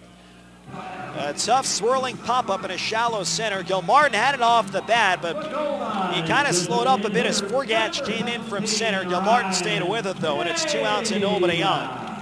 Ryan Pineda now stepping to the plate. He's officially 1 for 1 with a single and a sacrifice bunt. Saltdogs 3, Goldeyes 1. We're in the last of the 7th inning. Winnipeg gets on the board on the Donnie Webb solo shot. First pitch to Ryan Pineda. Fastball taken high and inside. It's 1 ball and 0 strikes. Fleming is still well under 100 pitches. He is now at just 82 over 6 2/3 innings. Gabe Aguilar continues to warm in the Goldeyes pen. Here's the 1-0 pitch. Change up over the inside half. 1 ball and 1 strike. Hollingsworth has thrown 99 pitches through 7 strong. And with 2 lefties due up in the top of the 8th, it would appear that Aguilar will be coming in the next inning. The 1-1 pitch. Breaking ball outside. 2 balls and a strike. A 70-mile-an-hour curveball from Marquise Fleming. He's looking for his 11th overall victory of the year, trying to help the Saltdogs even up this series. Lincoln has dropped 4 straight playoff games going back to 2010. 2-1 pitch. Change up outside. 3 balls and a strike. If Pineda reaches, Brock Bond would be next, and he would represent the tying run of the plate. Now the Goldeyes are within a bloop and a blast. Pineda had 5 homers himself in the regular year. The 3-1 pitch. Fastball catches the outside corner. 3-2, and Pineda's seen a full count. So just under 3.8 pitches per plate appearance during the regular season. Fleming winds in the 3-2. And a high fly ball, pretty deep left field. Back goes Hamilton over to his right. In front of the warning track, makes the catch. And the side is retired. Pineda gave it a ride. It falls a little bit short of the wall. Winnipeg gets 1 run. There was 1 hit and nobody left on base. End of 7 in downtown Winnipeg. It's the Saltdogs 3 and the Goldeyes 1 on Jewel 101. We all know that money doesn't grow on trees, but it sure grows in our branches. At Steinbach Credit Union, you get a great interest rate on any of our savings accounts, right from $1. That's right, no minimum balance here. Add to that a complete range of financial products and our unparalleled service, and that could put a smile on anyone's face. So switch to SCU today and laugh all the way from the bank. Steinbach Credit Union, taking care of the world's most important money, yours. Can you guess who's top dog in the alley? Know who I'm talking about? I'll give you a clue. Silver trucks and green bins. That's right, Johnson Waste Management. Johnson Waste Management has been recognized as the top dog in the garbage business. Not 5, not 6, not 7, but 8 years in a row. Not bad for a locally owned family-run business in a dog-eat-dog world. Johnson Waste Management, doing their best to be the very best. Boys never outgrow their need for toys. The toys just get bigger. Metro Center, Winnipeg store for all things trailer, can help you take your toys anywhere you want to go. Trailers, parts, hitches, Metro Center has it all. Plus, you'll earn Air Miles reward miles with every purchase. Over 4,000 square feet of trailer parts, truck accessories, online ordering, knowledgeable staff, trailer service. Everything you need to haul your toys is at your Winnipeg trailer store. Metro Center, 620 Nairn. Visit metrotrailers.ca. And now, back to Winnipeg Goldeyes baseball on Jewel 101. 3-1 now. We go to the top of the 8th after Donnie Webb crushed a solo shot to right field. Left-hander Gabe Aguilar will take over for right-hander Ethan Hollingsworth, who turned in a quality start. This pitching change is brought to you by Johnson Waste Management. Call 452-0909. Left-hander Gabe Aguilar, who has spent the first 2 years of his professional career in a Goldeyes uniform. He'll make his made 41 regular season appearances, 39 in relief. He was 7-2, no saves, a 3.38 ERA, 48 innings pitched. He allowed 41 hits, only walked 15 and struck out 39 opponents. He had 229 against Aguilar in the regular season. A 5'8", 165-pound left-hander, 24 years old, born and lives in El Paso, Texas. He last pitched in the regular season finale on Monday night. He would go 2/3 of an inning, allowing 1 run and 2 hits, no walks, and he struck out 1. The first pitch on the way to Jeremy Hamilton is a fastball into the knees for a strike, 0-1. Hamilton, Pickney, and Gilmartin 6, 7, and 8. Lefty, righty, lefty. Aguilar works out of the stretch with no one on. Hamilton's 1 for 3 with an RBI single and 2 comebackers to the pitcher. Slider, that one's outside and low. 1 ball and a 1 strike. Jeremy Hamilton in the regular season, 14 out of 56 against left-hand pitching, a .250 average. Aguilar trying to keep Winnipeg within 2. The Saltdogs have a lefty, Trey Barham, warming in the bullpen. Goldeyes have 6 outs left to try and finish off a comeback. Taylor Suet throwing again in the bullpen. Slider taken at the letters for a strike. Hamilton thought it was high. And it's 1 ball and 2 strikes on the left fielder, Jeremy Hamilton. Final line on Ethan Hollingsworth, 7 full innings, 3 earned runs, 11 hits, 2 walks, both of which were intentional. 1 strikeout, and he threw 99 pitches. Gave the Goldeyes a chance. Lefty against lefty. Aguilar holds the set. Here's the 1-2 pitch. Slider just outside, and it's 2 balls and 2 strikes. So Trey Barham, the only lefty reliever in the Saltdogs bullpen. He pitched last night and worked a scoreless 8th, and the Goldeyes 6-4 win. It is Barham who is warming up down the right field line. Fleming through 7 innings of 1-run ball. He's at 87 pitches. The 2-2. Breaking ball punched foul over the left field screen. And it's still 2 balls and 2 strikes. Brandon Pickney, a right-hand batter, is on deck. The Goldeyes will have the top of the order coming up, so it'll be 4th time through the order for Marquise Fleming. We'll see if Ken Oberkfell goes right to the bullpen for the bottom half of the 8th. And whoever comes in the 8th, whether it's Barham or anyone else, they will clearly be trying to set it up for Marshall Schuler. 2-2 on Jeremy Hamilton. Here's the pitch, breaking ball, hit in the air to center field. Abercrombie in, now drifting back, still going back, and makes the catch over his shoulder. 1 away in the top half of the 8th inning. Goldeyes this week is brought to you by Boston Pizza. After the game, you can have any of our more than 100 delicious Boston Pizza menu items delivered to your door. Call 925-4111 or do some finger cooking at bostonpizza.com. Game 3 of this series is guaranteed. That'll be Saturday night at 6:05 at Haymarket Park in Lincoln. Nick Hernandez, the American Association's Pitcher of the Year, will take on left-hander Kevin McGovern. First pitch on the way to Brandon Pickney. Changeup catches the outside corner for strike 1. Game 4, as of right now, is if necessary. If Lincoln holds on, it will be a guaranteed Game 4. That's Sunday at 5:05. Matt Jackson against right-hander Zach Barse. Game 5 would be Monday at 6 o'clock. Chris Salamita and Joe Basenius, the scheduled pitchers. The 0-1 on the outside corner. Couple of perfect changeups from Gabe Aguilar. And he works in front of Brandon Pickney. No balls and 2 strikes. Saltdogs 3, Goldeyes 1. We're in the top of the 8th inning of Game 2. Taylor Suet ready if needed. Base is empty and 1 down. Pinckney waves the bat back and forth. He hit .343 against lefties in the regular season. The 0-2 pitch, slider just outside. Try to go backdoor with a 72-mile-an-hour breaking ball. And it's 1 ball and 2 strikes. Aguilar did such a good job this year in many different roles. He filled in as a starter on a couple of occasions. He was a virtual starter coming in when a game was suspended due to rain. The 1-2, fastball inside. That'll move Pinckney's feet back. And it's 2 balls and 2 strikes. Was able to win 7 games in relief. That easily led the Goldeyes bullpen this year. And a big reason why Winnipeg's bullpen ERA was just 3.61. Lefty to righty. The 2-2 pitch. Breaking ball grounded to the left side. Kuhn to his righty field. Steps up, throws to first. In time to get Pinckney 2 men down. So Gabe Aguilar retires the veteran Brandon Pinckney. And that brings up Mike Martin, who is 2 for 3, a couple of singles, and he's also banged into a double play, a left-hand batter. Martin, mentioned this earlier, has not done nearly as well against left-hand pitching. 274 against righties, just 208 against lefties in the regular year, 15 for 72. Goldeyes down a pair of runs in the top of the 8th. Aguilar working from the stretch.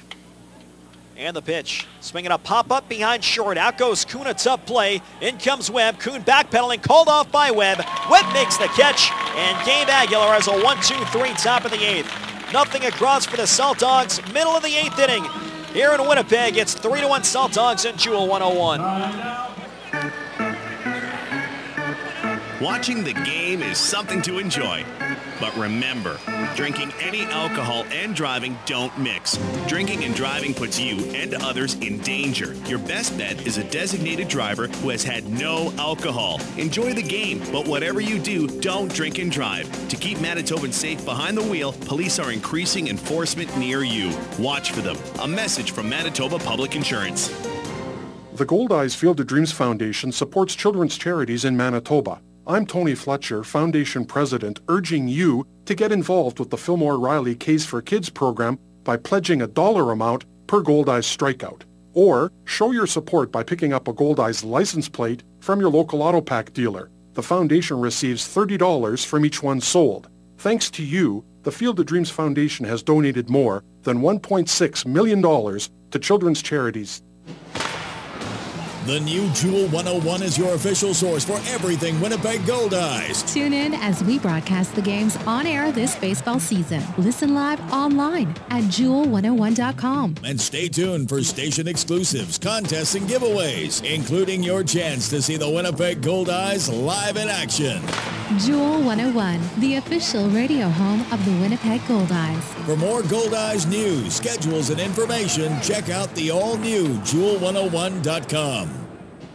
And now, back to Winnipeg Goldeyes baseball on Jewel 101. Winnipeg Goldeyes baseball is brought to you by MTS. They go to the bottom of the 8th inning at Shaw Park, 3-1 in favor of the Saltdogs. Winnipeg will have the top of the order coming up. Brock Bond, Jake Blackwood, and Tyler Kuhn, and they will face a new pitcher, lefty Trey Barham, who worked a scoreless 8th inning last night. Will try and set it up for Marshall Schuler with the Saltdogs leading by 2 runs. Trey Barham in the regular season, 37 games, all in relief. 3-1, no saves, and a 4.78 ERA.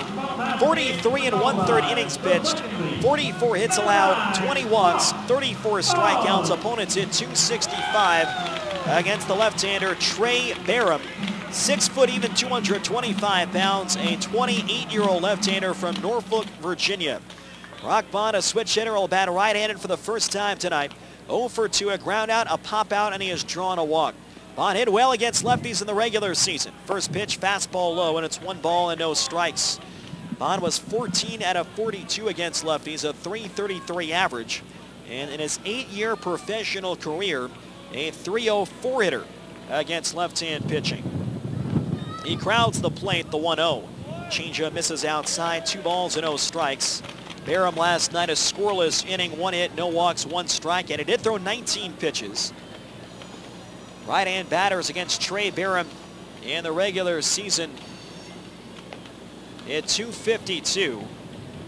Lefties against him at 294 despite being a left-hand pitcher. High strike call, a fastball that looked a bit high and away, 86 miles an hour. And it's now 2 balls and 1 strike. The pitching change is brought to you by Johnson Waste Management. Call 452-0909. Lincoln already is a righty warming up behind Trey Barron. The 2-1 to Bond. Grounded just foul outside of first. The late swing and a fastball into the hands. And it's now 2-2 with Jake Blackwood on deck. Final line on Marquise Fleming. He was outstanding. And is in line for a win. 7 innings, 1 earned run, 6 hits, 3 walks, and 4 strikeouts. His 3rd start this year against the Goldeyes, and all 3 times he has allowed 3 or fewer earned runs. The 2-2 pitch, low and inside, missed with a fastball. And it's now 3 balls and 2 strikes. The Goldeyes saw Barham a couple of times in the regular season. May 24th, pardon me. That was at Haymarket Park. He worked a scoreless inning. Winnipeg got to him for 2 runs on the 24th. Fastball, high and outside, ball 4, and Brock Bond draws his 2nd walk of the game. Well, he led the Goldeyes with 50 regular season walks, and he has drawn 2 here tonight. That was May 29th, pardon me, here at Shaw Park. The game the Goldeyes won 8-5. The opener of that 4-game series, Barham gave up 2 earned runs and 4 hits in 2 2/3 innings. So Jake Blackwood steps up, a guy with 371 against left-handers in the regular season, represents the tying run of the plate. The pitch, and that fastball catches the outside corner, 89 miles an hour. So Barham with good velocity for a 2nd straight night. He has averaged 7.6 strikeouts per 9 in 7 pro seasons. He's been as high as AAA. Another A's farmhand. The 0-1, soft liner, shallow left to play. That ball's going to drop in front of Forgatch. Bond turns 2nd, on his way to 3rd, and he'll get there standing up. Jake Blackwood fights off a single to shallow center, and the tying runs are on base for Tyler Kuhn. For a 2nd straight night on a flare to center, heads up base running by the Goldeyes. Harther went 1st to 3rd last night, and here it's Brock Bond going corner to corner. Now an extra base hit can tie it up, and Tyler Kuhn digs in. He is 0 for 2 tonight with a walk, a fly to center, and a hard liner to right. That was caught by Brian Joint. Winnipeg trying for some late magic here in the bottom of the 8th inning. The first pitch, swinging a ground ball towards short. Gilmartin Fields goes to 2nd for 1. Nunez is really not in time. It goes into foul ground. And Kuhn is safe at first base in a scorer's bomb that'll cut the lead to 3-2. The ball did not go out of play. It took a fortunate bounce for Lincoln because Gack was able to get to it quick, and that prevents Kuhn from going to 2nd. So now it's a 1-run game with Casey Harther stepping up, and with a righty warming in the bullpen, here comes Ken Oberkfell, and this might do it for Trey Barham. So a walk, a single from Jake Blackwood, and now a fielder's choice by Tyler Kuhn has cut the lead to 3-2. The tying run is on first with only 1 down, and Oberkfell will make the switch. So it's a 1-run game in the bottom of the 8th. Casey Harther stepping up. We'll tell you more about the righty after this on Jewel 101. What should we bring to the lake for dinner tonight? Something easy that we can throw in the cooler. Turkey. Granny's Poultry introduces their seasoned boneless turkey breast. Sounds good. Really good. Pick up a Granny's frozen seasoned boneless turkey breast from your neighborhood grocery store. Throw it in the cooler, and by the time you get to the lake, it's barbecue ready. Granny's Poultry, your local poultry farmer's own cooperative. To find a retailer or for simply delicious recipes, visit grannys.ca. Granny's, good-natured. I'm off to the UPS store. We don't need anything shipped. Well, I'm getting our office printing and brochures made up, and I need some name badges and these pages laminated for our training class tomorrow. At the UPS store? Yeah, they do everything. No, really, what are you shipping? Copy, print, ship, and more at the UPS store. With their digital and wide format printing services, as well as in-house graphic design services, they've got all your business needs covered. Big or small, they do it all at the UPS store. And now, back to Winnipeg Goldeyes baseball on Jewel 101.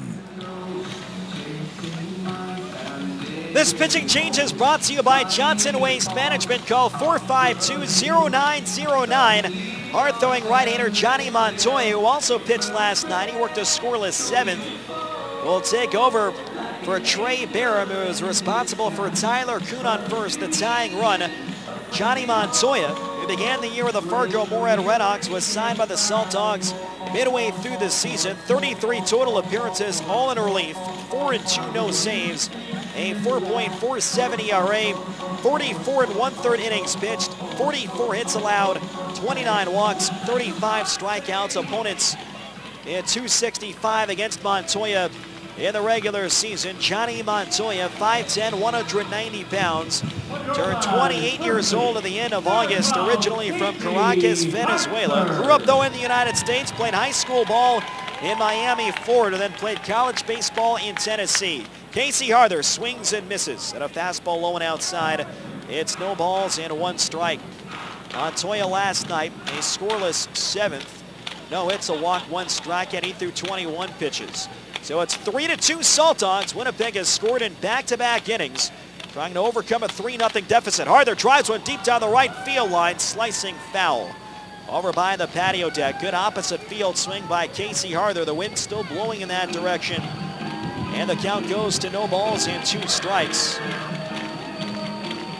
The Goldeyes faced Montoya on June 8th when he was a member of the Redhawks. They got 2 runs against him on 3 hits in 2 innings and a 7-4 win at Newman Outdoor Field. The 0-2 breaking ball way outside, and it's 1 ball and 2 strikes. That was the game that Rick Forney had considered a must-win regular season game. The finale of that series on a Sunday afternoon, and after the Redhawks took the first 2, Winnipeg would win the series finale to avoid the sweep.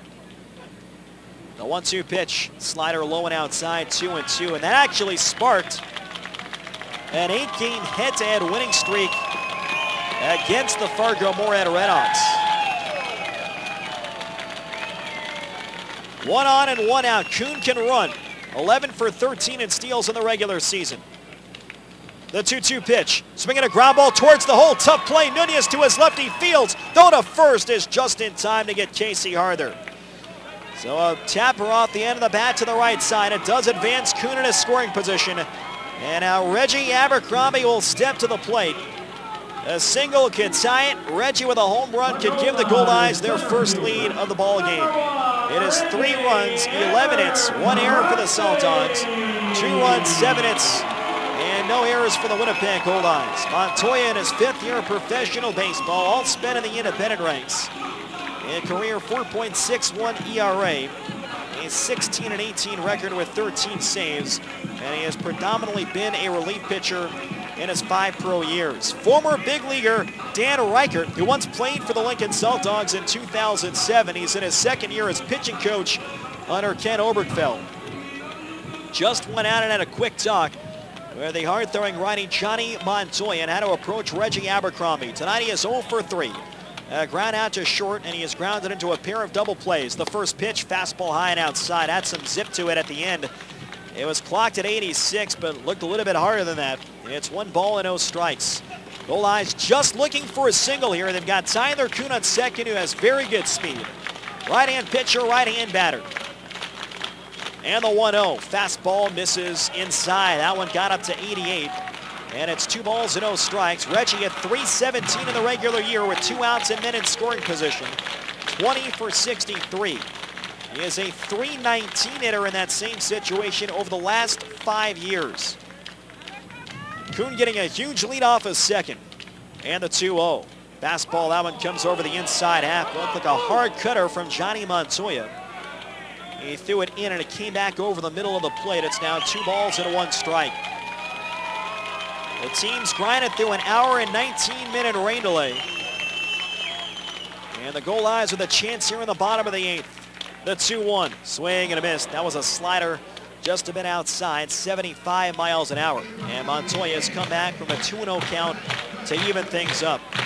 Donnie Webb, who got the Goldeyes on the scoreboard in the last inning with a home run, is on deck. Outfield deep in a step the other way. The 2-2 pitch, slider hit in the air down the right field line. That'll slice into the grass berm, and it's still 2-2. A well-located slider away, and Abercrombie was able to fight it off. Reggie finished 6th in the American Association with 74 runs batted in. And he drove in 40 over the final 39 games of the year. 3-2 Lincoln, last of the 8th. Tying run on second with 2 men down. The 2-2 pitch. Check swing. Did he go around? And yes, he did, says Marty Bauer, the first base umpire. A check swing and a fastball inside, and that strands the tying run on second base. The Goldeyes get one back. There was one in and one left on. End of 8 innings here at Shaw Park. It is 3-2 Saltdogs on Jewel 101. Summer is the season for long family road trips. Are we there yet? And if you want to make it there, it's time to go to Cal Tire. Whether you come in for a tire rotation, an alignment, or even a basic oil service, all your visits come with a free mechanical inspection. Get your vehicle ready for high temperatures and heavy use. Talk to Cal at any one of 5 convenient Winnipeg locations. Support your own, the Goldeyes. And Fort Garry Brewing. Located right here in Winnipeg, Fort Garry Brewing is Manitoba's #1 brewery, crafting a full spectrum of delicious beers and ales, including the award-winning Fort Garry Dark and the fan-favorite Fort Garry Pale, both of which are available at Shaw Park, so cheer on the home team. Fort Garry Brewing, Manitoba made, Manitoba's own. Hey, you're looking red and shiny today. It's just the burger sweats, babe. That's not normal. Nah, it's cool. I read the nutrition fact things like you said. I've got enough sodium for like 3 days. It's easy to make the healthy choice at Jugo Juice. Jugo Juice smoothies are made with real fruit and veggies, 100% fruit juice with no added sugar, and no sorbet fillers or purees. So whatever you order, it's loaded with the good stuff. Stop by Jugo Juice at Shaw Park or Polo Park. And now, back to Winnipeg Goldeyes baseball on Jewel 101. Top of the 9th inning here at Shaw Park. The Goldeyes scratched out a run in the 8th. They are now within one at 3-2. And left-hander Brennan Lafferty, who earned the save last night in Game 1, will try and keep it a 1-run game. Lafferty, who led the league in appearances in the regular season with 55. That set a new Goldeyes record, breaking his own mark of 53 set last year. He'll take on 9-1-2. Tyler Smith, Chad Mazingo, and Luis Nunez. Lafferty in the regular season, 55 games, 0-3, 6 saves, a 2.66 ERA, 50 2/3 innings, 41 hits, 23 walks, 52 strikeouts. Opponents hit 217 against the left-hander Brennan Lafferty, 6'4", 185 pounds, a 28-year-old left-hander from Riverside, California. Tyler Smith is 2 for 3 in this game, a double, a single, and a run scored. He's also been struck out. The left-hander deals on the first pitch. Fastball just high and outside. It's 1 ball and no strikes. Pitching change brought to you by Johnson Waste Management. Call 452-0909. Marshall Schuler is warming up in the Saltdogs bullpen. Johnny Montoya got 2 big outs to finish up the bottom of the 8th. Fastball just a bit high, and it's now 2 balls and no strikes. Last night, Brennan Lafferty worked out around a couple of singles to earn the save, and the 6-4 Goldeyes win. Struck out 1, didn't walk a batter through 18 pitches. The strikeout came in a big spot against Ian Gack with the tying runs on base. The 2-0 pitch. Fastball misses inside. And it's now 3 balls and no strikes on Tyler Smith. Gabe Aguilar works a perfect 8th inning on 12 pitches in relief of Ethan Hollingsworth. Both starters are still the pitchers of record right now. Lafferty delivers. Fastball on the outside corner. Well, it's 3 balls and 1 strike. Tyler Smith in the regular season was 4 out of 31 against lefties. Marshall Schuler, a league record 34 regular season saves, is getting ready for a chance at his first of the playoffs in the bottom of the 9th. The 3-1 pitch. Swinging a high pop-up right side on a foul ground. Casey Harder on the foul grass, backing up, reaches, makes the catch, 1 away. So Lafferty comes back from the 3-0 count, and he gets Tyler Smith in the foul pop-up back to the top for Chad Mazingo. In the bottom of the inning, the Goldeyes will have Donnie Webb, Josh Mazzola, and Luis Allen, 6, 7, and 8. Webb in his last at-bat slugged a long homer to right field to get the Goldeyes on the board. Winnipeg scratched out another on the Tyler Kuhn fielder's choice in the 8th inning, but he was eventually stranded on second. Chad Mazingo 1 for 4 with a single and a run scored, a left-handed batter. Another tight ball game. The Lemurs are 1 out away from a victory in Game 2 down south. They were up 3-2 in the top of the 9th over Wichita. Lafferty's first pitch, bunted in the air behind the plate, and that ball's going to sail over the screen to the right side.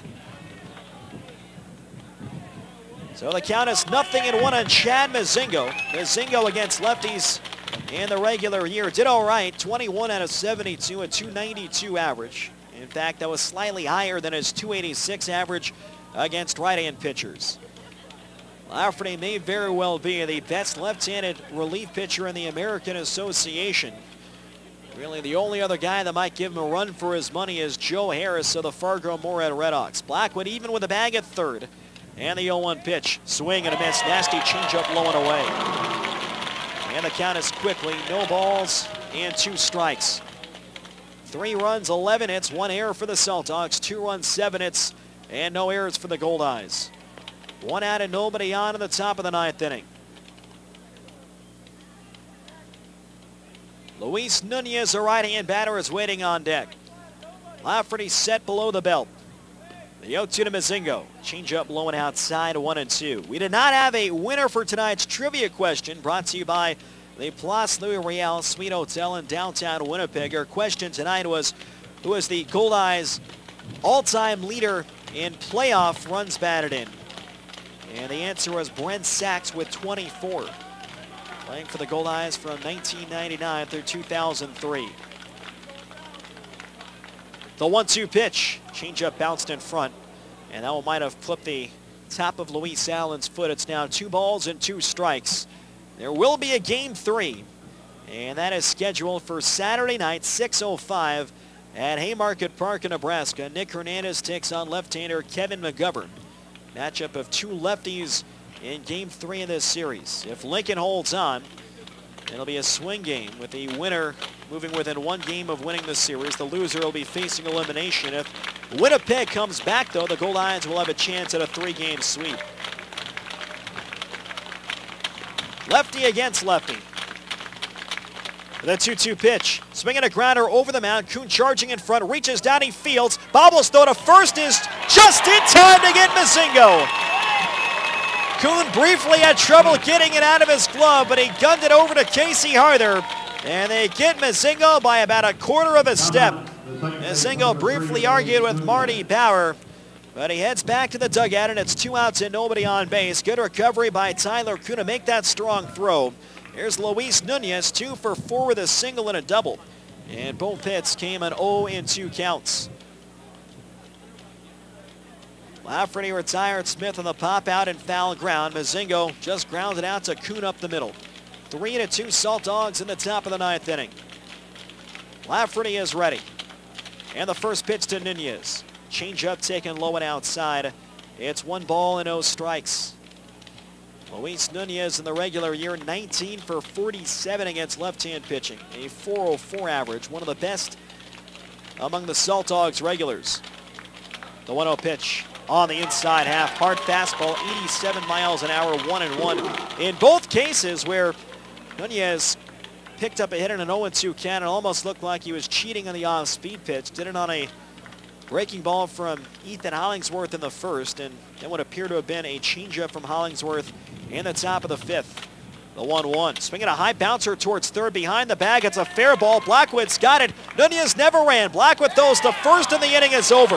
Nunez never got out of the box. It was fair just inside the line. Art Thigpen had the call, and Brandon Lafferty keeps the Goldeyes within 1. No runs, no hits, and nobody left on base. We'll go to the bottom of the 9th inning here in Game 2. It's 3-2 Lincoln on Jewel 101.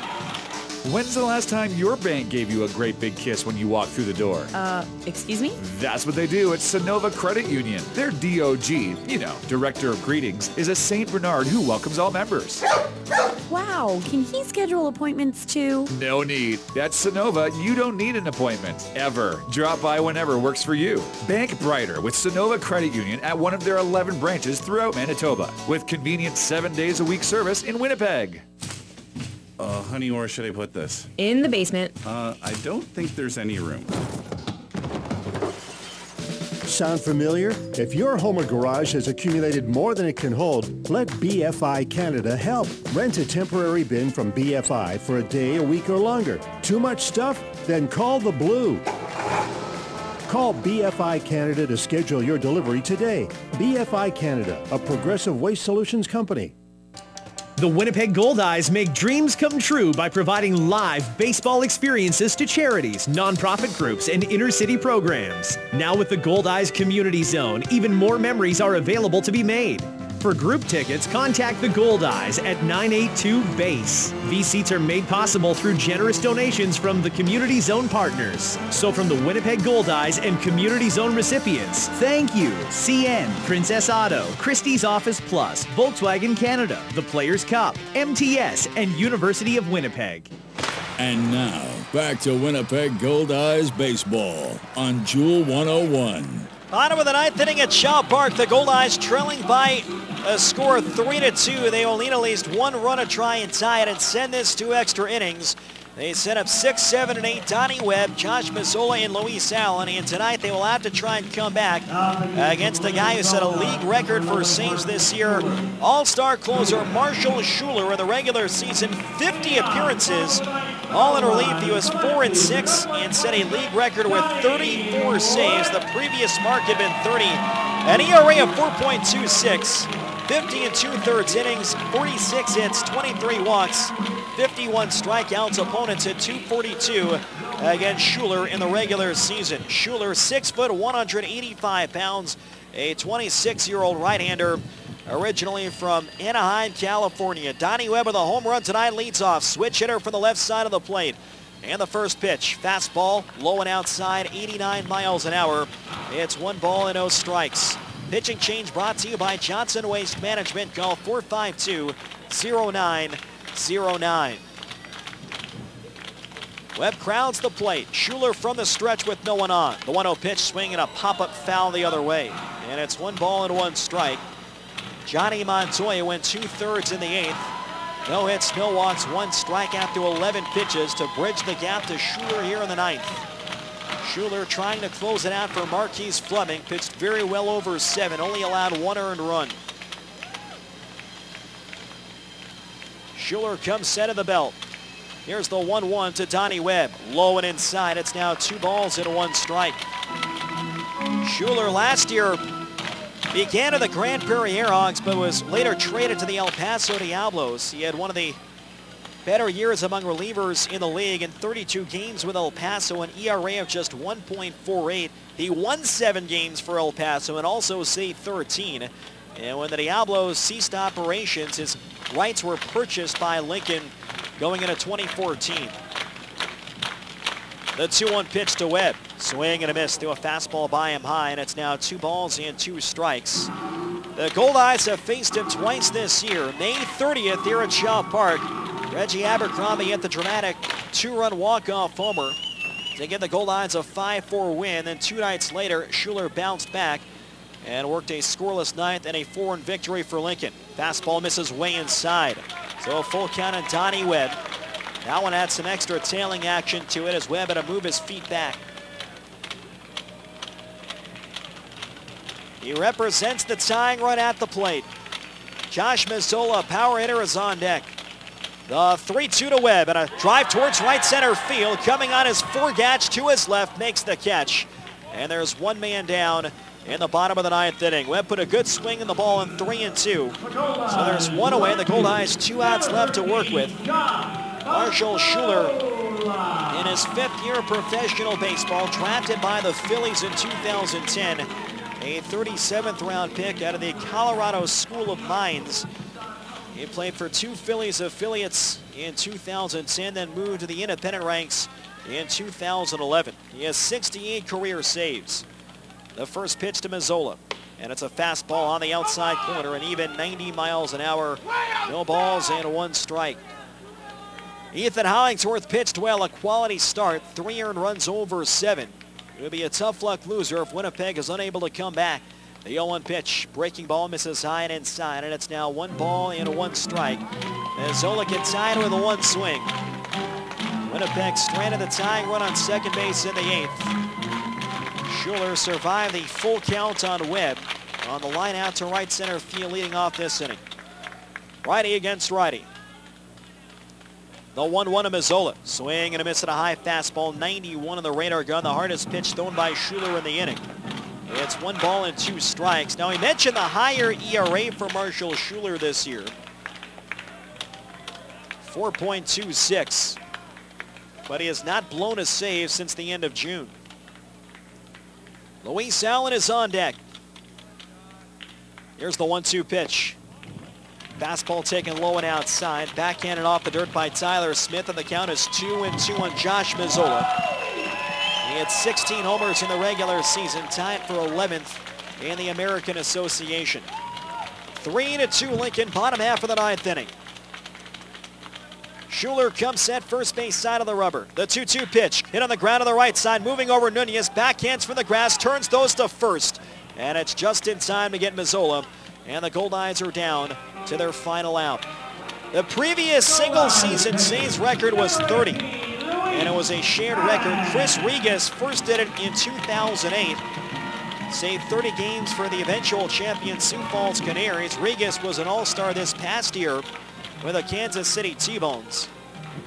And the following season, 2009, a sidearming right-hander by the name of Chris Thompson, who began the year with the El Paso Diablos, would finish with the Saltdogs, combined for 30 saves, matching Regas's mark from the year before.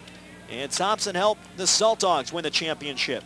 Here's Luis Allen, takes a fastball knee-high in the outside corner, and the count is 0-1. Allen is 2 for 3 with a pair of singles tonight. Trying to keep this game alive. Lincoln needs 1 more out to tie the series at a game apiece. Here's the 0-1 from Marshall Schuler. Fastball on the outside corner. And it's 0-2 in the Goldeyes catcher. 3 runs, 11 hits, 1 error for the Saltdogs, 2 runs, 7 hits, and no errors for the Winnipeg Goldeyes. Just beyond 11 o'clock tonight. Righty against righty. Here's the 0-2 pitch. Slider hit foul off in front of the first base dugout. Allen, a defensive cutter reaching over the plate, just tags in against Marshall Schuler's off-speed pitch. It's still 0-2. Ryan Pineda is on deck. That record stood for 5 years, 30 saves. Really no one else had come close, and Schuler ends up shattering it and saves 34 games for Lincoln this year. Another 0-2 pitch. Swinging a line drive towards left center field. That's going to get down for a base hit. Forgatch to his right. He cuts it off. Allen makes the wide turn. And the Goldeyes have the tying run on first base. Luis Allen on an 0-2 count. Pulls a single to left center field.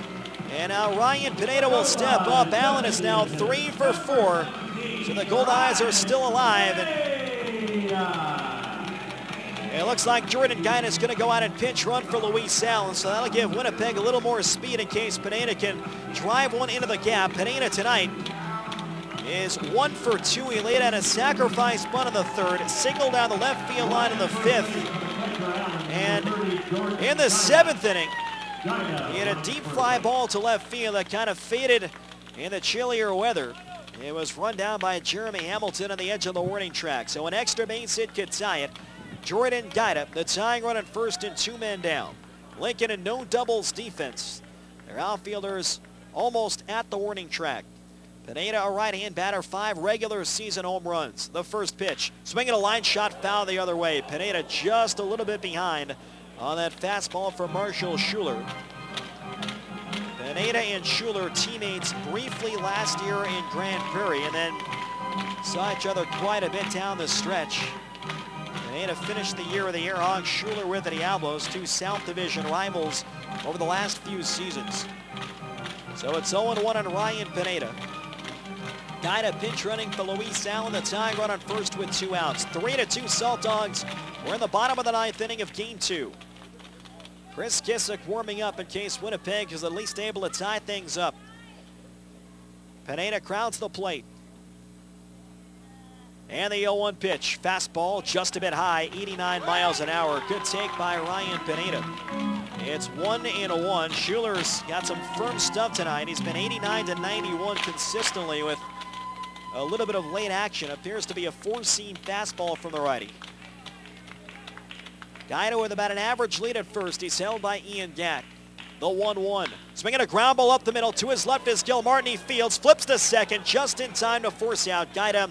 And the Lincoln Saltdogs have taken Game 2 of the American Association Division Series by a final score of 3-2. Lincoln evens up this best-of-5 series at 1 game apiece, and it is now a best-of-3 as the series will shift down south to Haymarket Park in Lincoln on Saturday night. In the 9th inning, no runs, 1 hit, and 1 left on base. Our final score tonight from Shaw Park. It's the Lincoln Saltdogs 3 and the Winnipeg Goldeyes 2. Back with a Sports Select post-game show after this on Jewel 101. Thanks for listening to Winnipeg Goldeyes Baseball. Stay tuned for comments